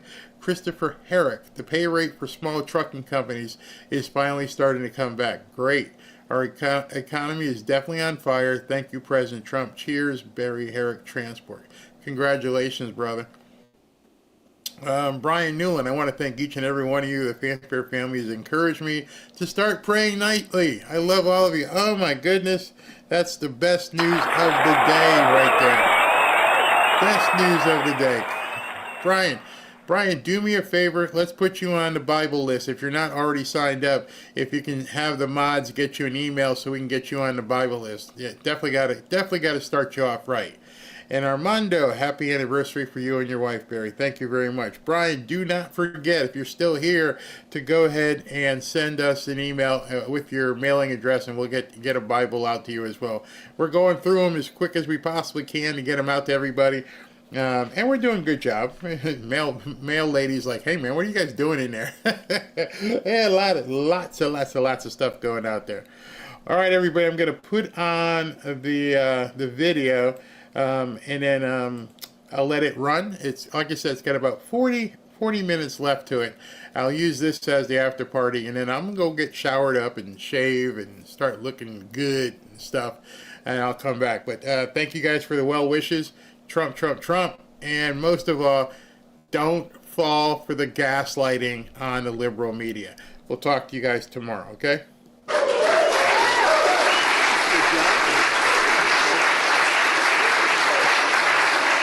That's beautiful. Thank you, Scott. That's beautiful. Thank you very much. So nice. So we also want to thank Linda McMahon, who's right now, where are you, Linda? She's out negotiating with a lot of different people. What a great cabinet member in person, and she's working on bringing education back to the states where it belongs. And lots of other things like how come Harvard got $5 billion in the last year and a half or 2 years? $5 billion they got. Linda said, you know, you're not going to be happy. What? Harvard's getting billions and billions of dollars, and they're not spending it nicely, and they're very discriminatory and lots of other things. And she's got a tough judge. She's got a judge that would typically not be with us. But I don't want to say that because you never know what happens. But we'll win that case ultimately. We're going to win it. No decision made yet, but she's in the middle of a lot of things. But Linda, you have been unbelievable. Thank you very much. Great job you've done. And I said hello to Chris Wright. Chris is the most talented person. Doug actually said that I offered Doug Department of Energy. No, she said, I have somebody better. He's never said that in his whole life about anybody, Mary. He's never said that about anybody, but he said Chris Wright is so incredible, and he has turned. He's the #1 guy in the oil industry, and he left for, I won't even tell you the money he was making. It was crazy money, but he knew that, and he wanted this, and he and Doug have done an incredible job, and thank you, Chris, very much. And Doug Collins, where's Doug Collins? Doug Collins, what a great guy he's been. What a great guy.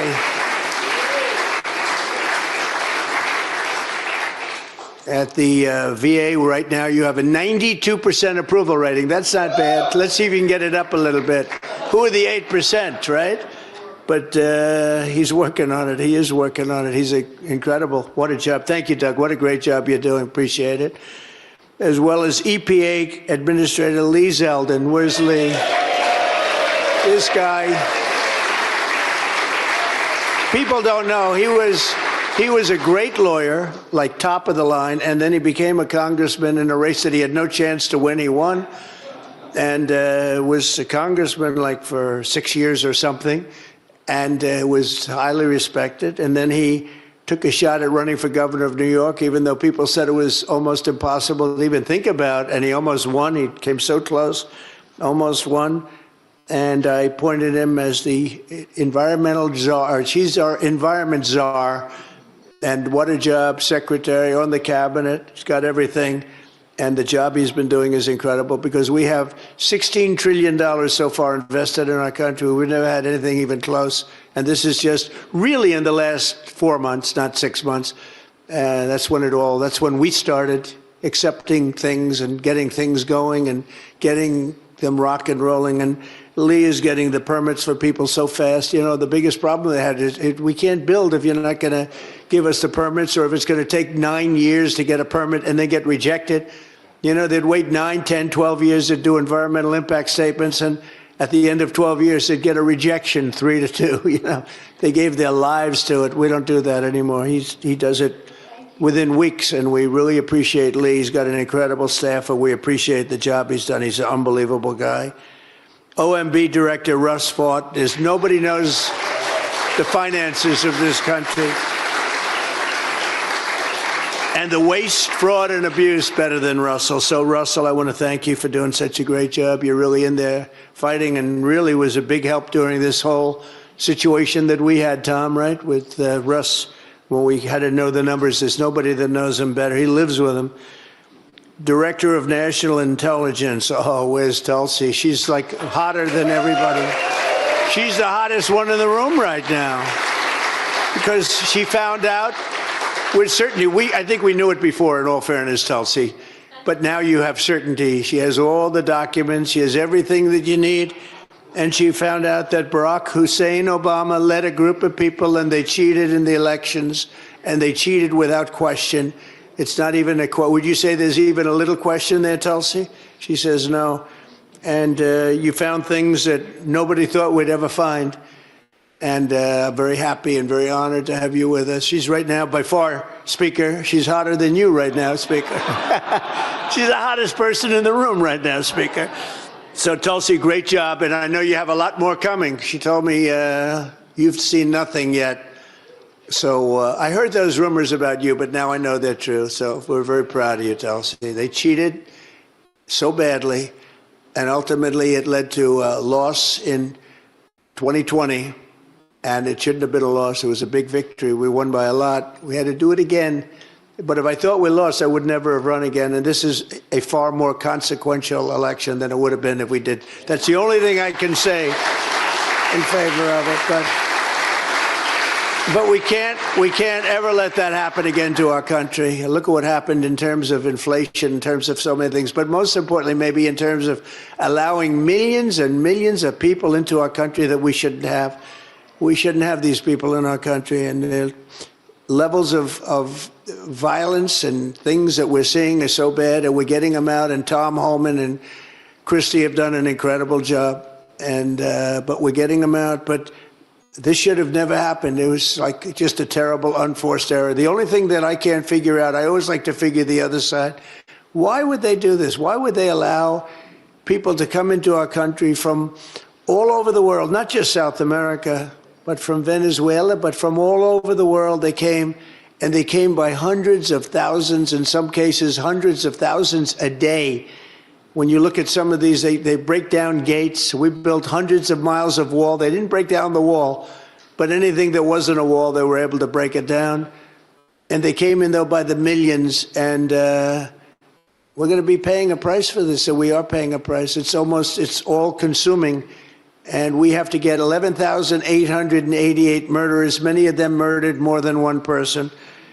And they're in here, and some are already gone. We've gotten them out. Some we can't get out. We want to put them in jails because we're afraid they'll come back. They're so violent. And they used to say, no, these are the illegal immigrants, they said, are very kind people. Remember that? They used to say they're kind, they don't commit crimes. No, they make our criminals look like extremely nice people. And we have to get them out, and it's a big job. But we're doing it, and step by step. And last month, as you know, in June, we had 0 people come through the border, right? 0 people come through the border. So we're doing a real job. But what we found out is horrible, that Obama and a group of thugs cheated on the elections. They cheated violently, viciously on the elections. They're violent people. They're vicious, horrible. These are vicious, horrible people. And we can't let this happen. SBA Administrator Kelly Loeffler, a cabinet member, and a great person. Hi, Kelly. And she has done a job. You know, I always say small business. I used to say it with somebody else that happened to be, Linda, you happened to be there. I said, it's small business, but it's actually the biggest business there is, right? Probably there is. When you add it up, all those little small loans, you add them up, it's the biggest bank there is. But Kelly, you're doing a fantastic job. Thank you very much. Don't do a better job than Linda. That would be terrible. Linda had the job before you. She was so great. But don't beat her, because Linda would be very upset about that. Actually, she'd be happy. I think you'd be happy about it, right, Linda? That's the way Linda is. I want to also express our gratitude to all of the wonderful friends, and mostly spouses, but the wonderful friends that we have here. This is sort of just a great period of time for the country, and it's a great period of time for the Republican Party.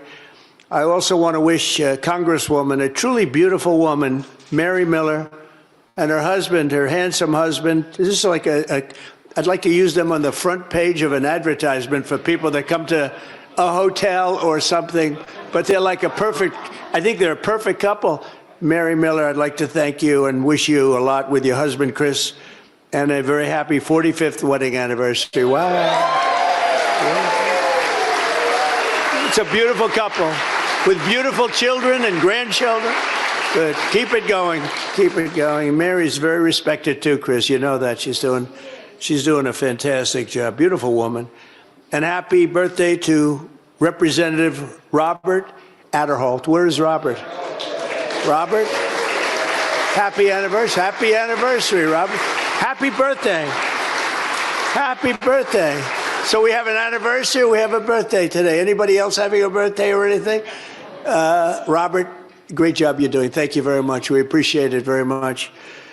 Time and time again, the House Republican majority has defied the odds to deliver win after win for the American people. They were giving us very small odds of doing this bill. In fact, we were originally breaking it up into 7, and then 6, and then about 3 and 2, and then ultimately we said 1, and I had it a little different name. I had one great, big, beautiful bill. But Steve said that's too much. That's a little too much. Let's take the word great out. But it is great. It was a little tougher to say, a little too long, but we took the word great out. But it is really one incredible situation that we passed. And people said that we'll do a number of bills and it'll be much easier. Typically, that's the way, except the problem was you had some where for the good of the country you had to do certain things, but it wouldn't necessarily mean you were going to get the votes. But you needed it for the good of the country. But the big, beautiful bill, the beauty is that it had something in it and a lot for everyone, including the people in this room that had a vote. So I think it was an incredible decision that we made pretty early on, right? We had a lot of people that were skeptical, Mike, about doing the one. They said it's just not possible to get it passed. And I think it actually turned out to be the biggest advantage because everybody had something in it. No matter who you were, you could go back and say, look what we got. Oh, well, that's okay. So it really worked out well. You passed the Laken Riley Act. You passed the Halt Fentanyl Act. That's big stuff. You know, we are tariffing countries that are sending us fentanyl and working with fentanyl. And sadly, we're taking in billions and billions of dollars, but we don't want to take in billions for that. We want them to stop, and they will. With the help of our great First Lady, you passed the Take It Down Act. That's a big thing, and it was a bipartisan. That was very bipartisan. I think I'll ask her to get involved in more action. It was like a real bipartisan, not where you had two. But you had a lot of Democrats vote for that one. That's a beautiful thing, the horrible things that take place on the internet, and they destroy children, and children do bad things to themselves, including, you know what, the word is suicide. And it really broke our heart to see it so often, so much. And Take It Down, we take it off the internet. They do things that are so bad. And it was a great thing that you did, bipartisan. On July 3rd, you passed the One Big Beautiful Bill, and that's going to go down, I think, as one of the most monumental achievements ever in congressional history. In one historic package, we delivered the largest tax cut in American history, the largest spending cut in American history, and the largest border security investment in American history. And we got no tax on tips. Think of it, no tax on Social Security. We have no tax on overtime. It's just been, there's never been anything like it. And when you explain it, you know, because the Democrats are out there saying death. That's all they're given you know, the word manufactured. They manufactured. The word they use is death. That's the only thing they're good at. That's the only thing. So they have death. And when we get out and sell, it's the opposite. It gives us life. It gives the country life. It gives, you could look at Medicaid, Medicare, Social Security. It gives it life. It means it's going to be here. They're going to be here. They wouldn't be here. I don't think we'd have a country. You want to know the truth? If we didn't win this election, I don't think we'd even have a country. But we've achieved more in 6 months than the most administrations have achieved during their 4 years or even 8 years. We've achieved more in 6 months than most administrations have achieved, whether it's 4 years or 8 years, which is pretty incredible. And when I was in Saudi Arabia, we took back $5.1 trillion. We went to Qatar, we went to Saudi Arabia, and UAE. Great leaders, all three, and great. They were great. And they invested, when I say took it back, I mean took it back in terms of an investment in the country, $5.1 trillion with a T, $1 trillion. And the King of Saudi Arabia looked at me, he says, you know what? 1 year ago, America was dead. Your country was dead. He said, and now you have the hottest country anywhere in the world. That's a big statement. And that was 2 months ago. But he said, you went from a dead country, which is pretty hard to hear that. But it's true. I mean, think of it. We had a dead country. We had an embarrassment. All over the world, they were laughing at us like we were a bunch of fools. We had a dead country. Now we have the hottest country anywhere in the world. There's no country even close to being as hot. And those great representatives of Japan that a few of you, including the speaker, got to see in action, smart and sharp. And they said the same thing. They said, look, you have the hottest country in the world. So since I took office, the NASDAQ and the S&P 500, and they just did it again today, have set more than a dozen record highs. Core inflation is way down, below 2%. Think of that. And gas prices are the lowest they've been in many, many years. You know, it's interesting. I watch the Democrats, and they get on these shows. Well, prices are up. Energy is up. Gasoline is through the roof. Food and groceries are up. They lie. One guy even said eggs are up, and we reduced it by about 5 times. Think of it, eggs, because when I first got here, the first week, they hit me, the fake news back there, they hit me. First week, they're screaming at me, eggs through the roof, what are you going to do? I said, this isn't my problem. This was, Biden did this, not Trump, but they were screaming at me. I said, just give me a chance. And I will say our Secretary of Agriculture, Brooke, did a great job. Brooke Rollins, she did a great job. She's here too. Thank you, Brooke. But think of what we've done. So prices are all down. I don't think there's any price other than we have a real terrible head of the Fed. And if he brought down interest, you know, in Europe, the European Union, they've lowered their interest rate now 11 times, and we haven't lowered ours at all. He's a stiff. He's a knucklehead. And I was very nice to him at the beginning because I know how to sell. And, you know, at a certain point, it didn't matter anymore because the guy is just not a smart person. Shouldn't have been there. And I blame myself in a way for that, but I blame Biden for extending. I was surprised that they extended him, but they did. I think they extended him because they knew how much I couldn't stand him. So they did it for that reason. But and he did lower the rate before the election 2 or 3 times. It's the only time he's really acted like that. But no, he's a bad job. And he's hurting people. He's hurting people that can't get houses because they don't have mortgages. And I don't know if he knows it or not. He's either evil or stupid, and either is really not acceptable. But he's not doing a good job. And but he's only going to be there for a short while. Not going to be there much longer. Our deregulation efforts are saving the typical family thousands and thousands of dollars. So remember, when you're campaigning, got to remember this. Prices are down, groceries are down, oil is down, energy is down, gasoline is, wow. We hit $1.99 a gallon today in 5 different states. You know, in California, he keeps adding taxes, you know, and you go to $7, $8, but I mean, they just keep putting taxes on gasoline. It's crazy. I think you ought to take a look at that, Doug. It's ridiculous what he's doing out there. And he's really hurting people a lot. But we have, in free market, we have gasoline that's getting down to the low 2s, and in some cases even breaking that. I think you're going to end up breaking it if Doug does his job with Chris. You're going to be so drill, baby, drill, right, Doug? That's Doug. He really took that theme to heart. He's going wild, actually.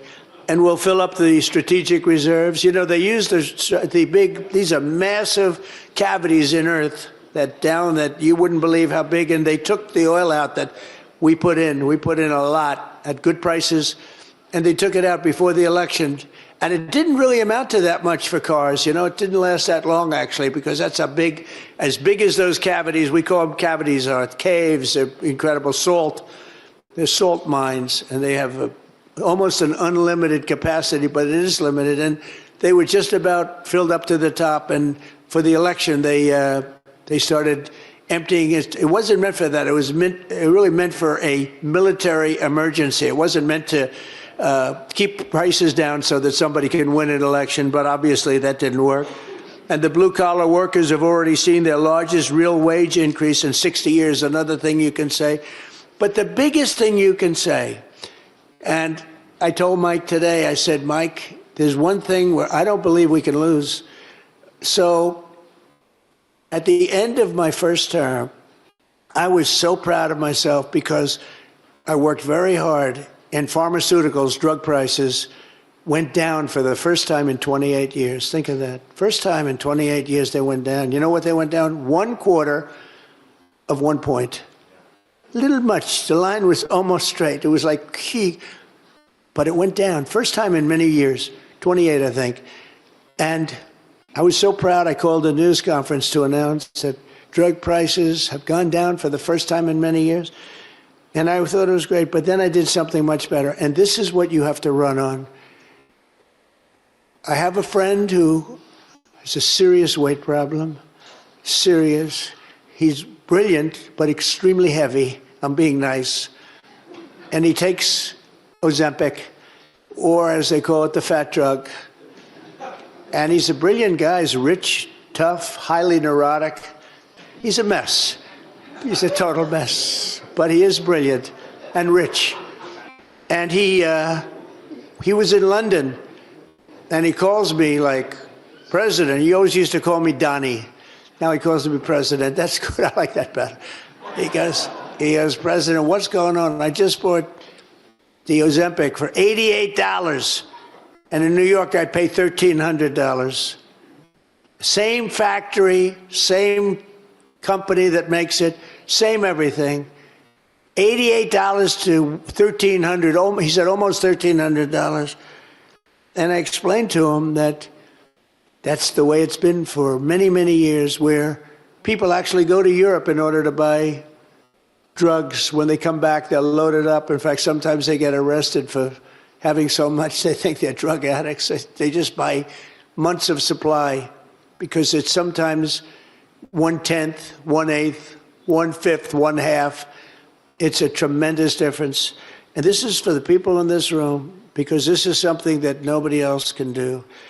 We're going to get the drug prices down, not 30 or 40%, which would be great, not 50 or 60. No, we're going to get them down 1,000%, 600%, 500%, 1,500%, numbers that are not even thought to be achievable, because I've used a certain talent that I have and convinced the drug companies that you have no choice. The drug companies were selling drugs, same company, in Europe and other places, based on what Europe told them to sell them at. And they said, let America pick up the difference, and I wouldn't let it happen. I wouldn't let it happen.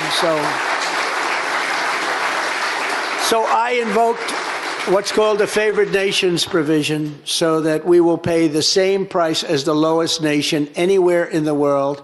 And drugs will come down, like from, as an example, $1,300 in the case I gave you. They'll come down from $1,300. Now, in the world, they'll go up a little bit, not as much as you think, because the world is bigger than the United States in terms of population, as you probably know. But it will go up. And maybe it'll go up, instead of $88 or $90, it will go up to $110 or $120 or $140. But we're going to come down to $140. So you're going to have it coming down from $1,300 to $140, $150, $160. What difference? I mean, somewhere big. And it'll be, serious. It'll be numbers that nobody can even imagine. That's going to have a huge impact on Medicaid, Medicare, even Social Security. It's going to have a huge impact on everything. So I just want you to know that that's one of the things that you have, and they'll never be able to take it away from you.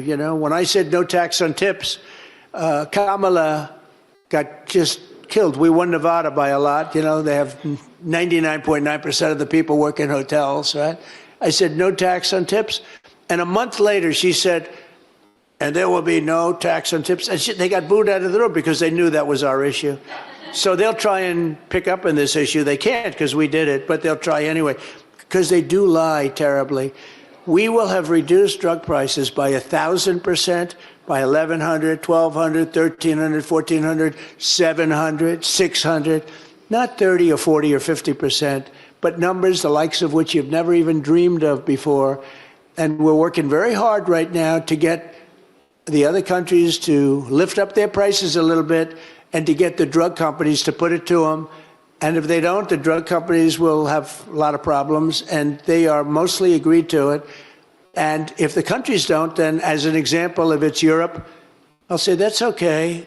You're no longer allowed to sell cars in America. You're no longer allowed to have Mercedes, BMW, Volkswagen, or any of the other many cars. And they will say, oh, I love the idea of lower drug prices for America.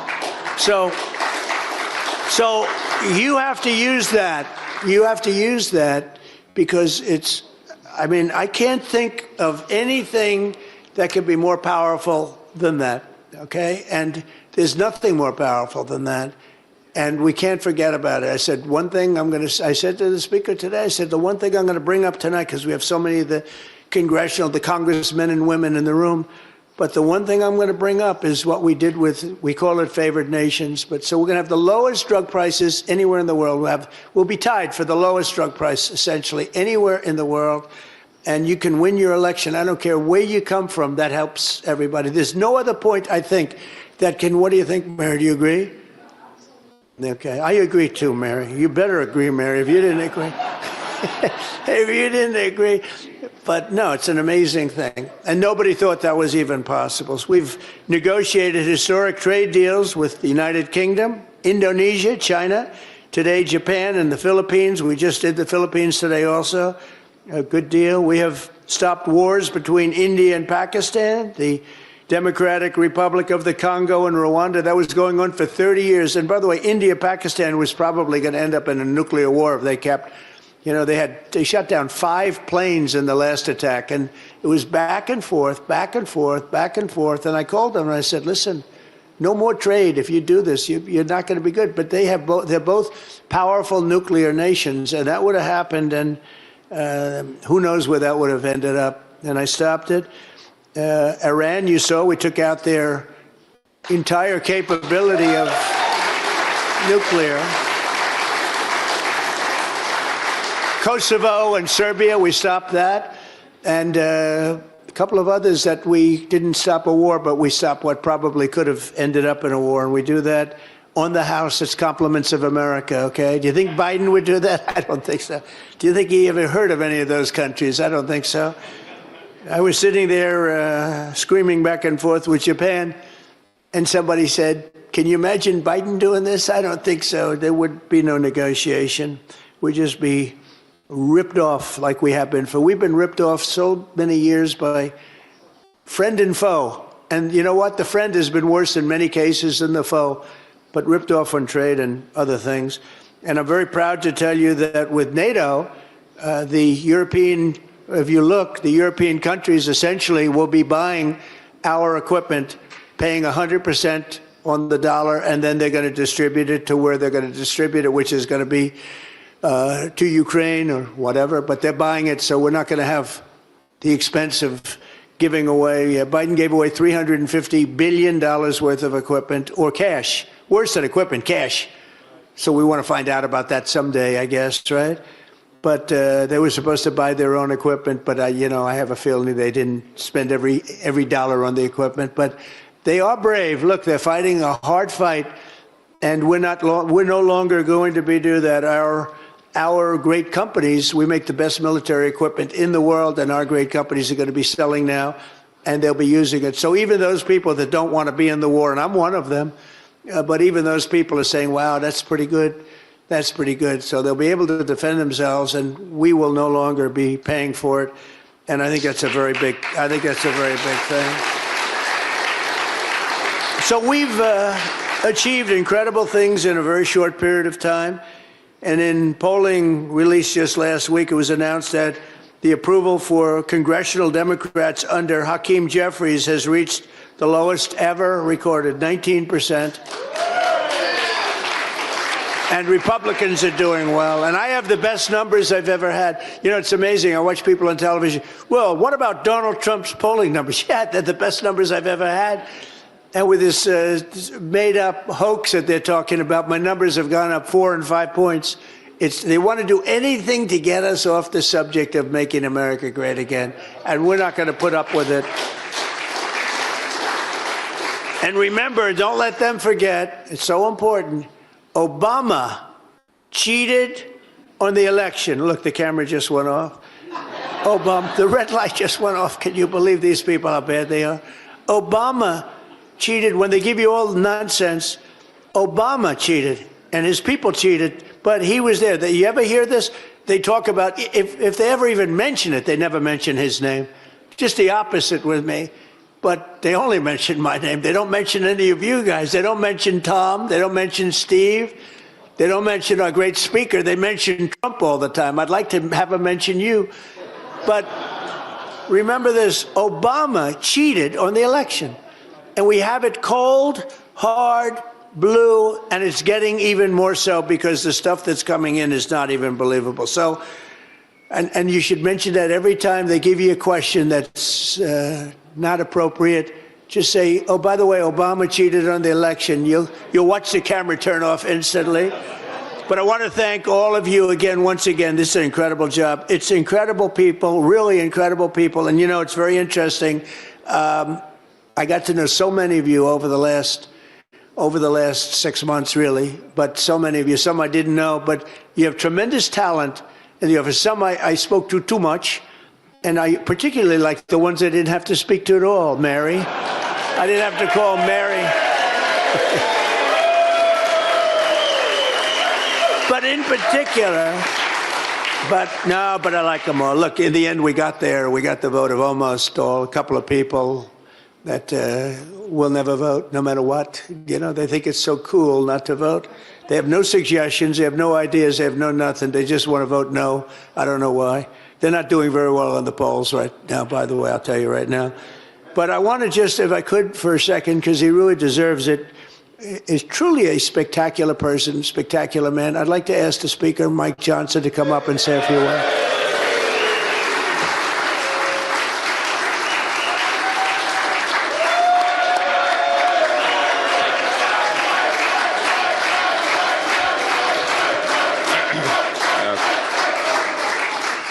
Mr. President, I'm not going to speak long. These guys hear me talk all the time, okay?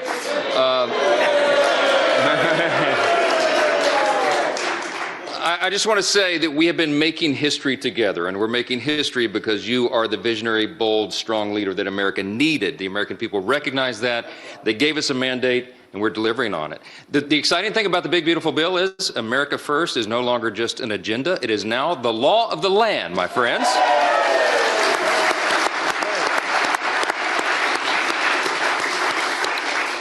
I could go by and name person by person, and I should name their spouses as well. All the members in this room, everybody deserves the credit. They underestimated us all the time, every day, because our margin is so small. But we do not accept that as our fate. We work together. This was prayer and patience and preparation and teamwork that got it done. We began this about a year and a half before that bill was delivered. The deliberate work down in the trenches. I could name the chairman of all of our committees, 11 committees of jurisdiction that worked on the big, beautiful bill. All the members in here who contributed their ideas, their thoughts, their expertise. They gave their heart and soul to it, Mr. President, because they wanted to deliver for you and deliver for the people, and we did it together. And I'm telling you, this is landmark stuff. There's not anything bigger I think we may ever work on, ever, in this legislative arena, because it may not even be possible, but we did it. And I'm so grateful and I'm so thankful and humbled to work with this group. Mr. President, they are committed to the country as you are. You are the strong leader, the example for us. With your stamina, we know we can never sleep, okay? We've got much more to do to deliver for the people, and we're going to do it. We thank you for the opportunity. Thank you for the celebration. Everybody here deserves it. God bless.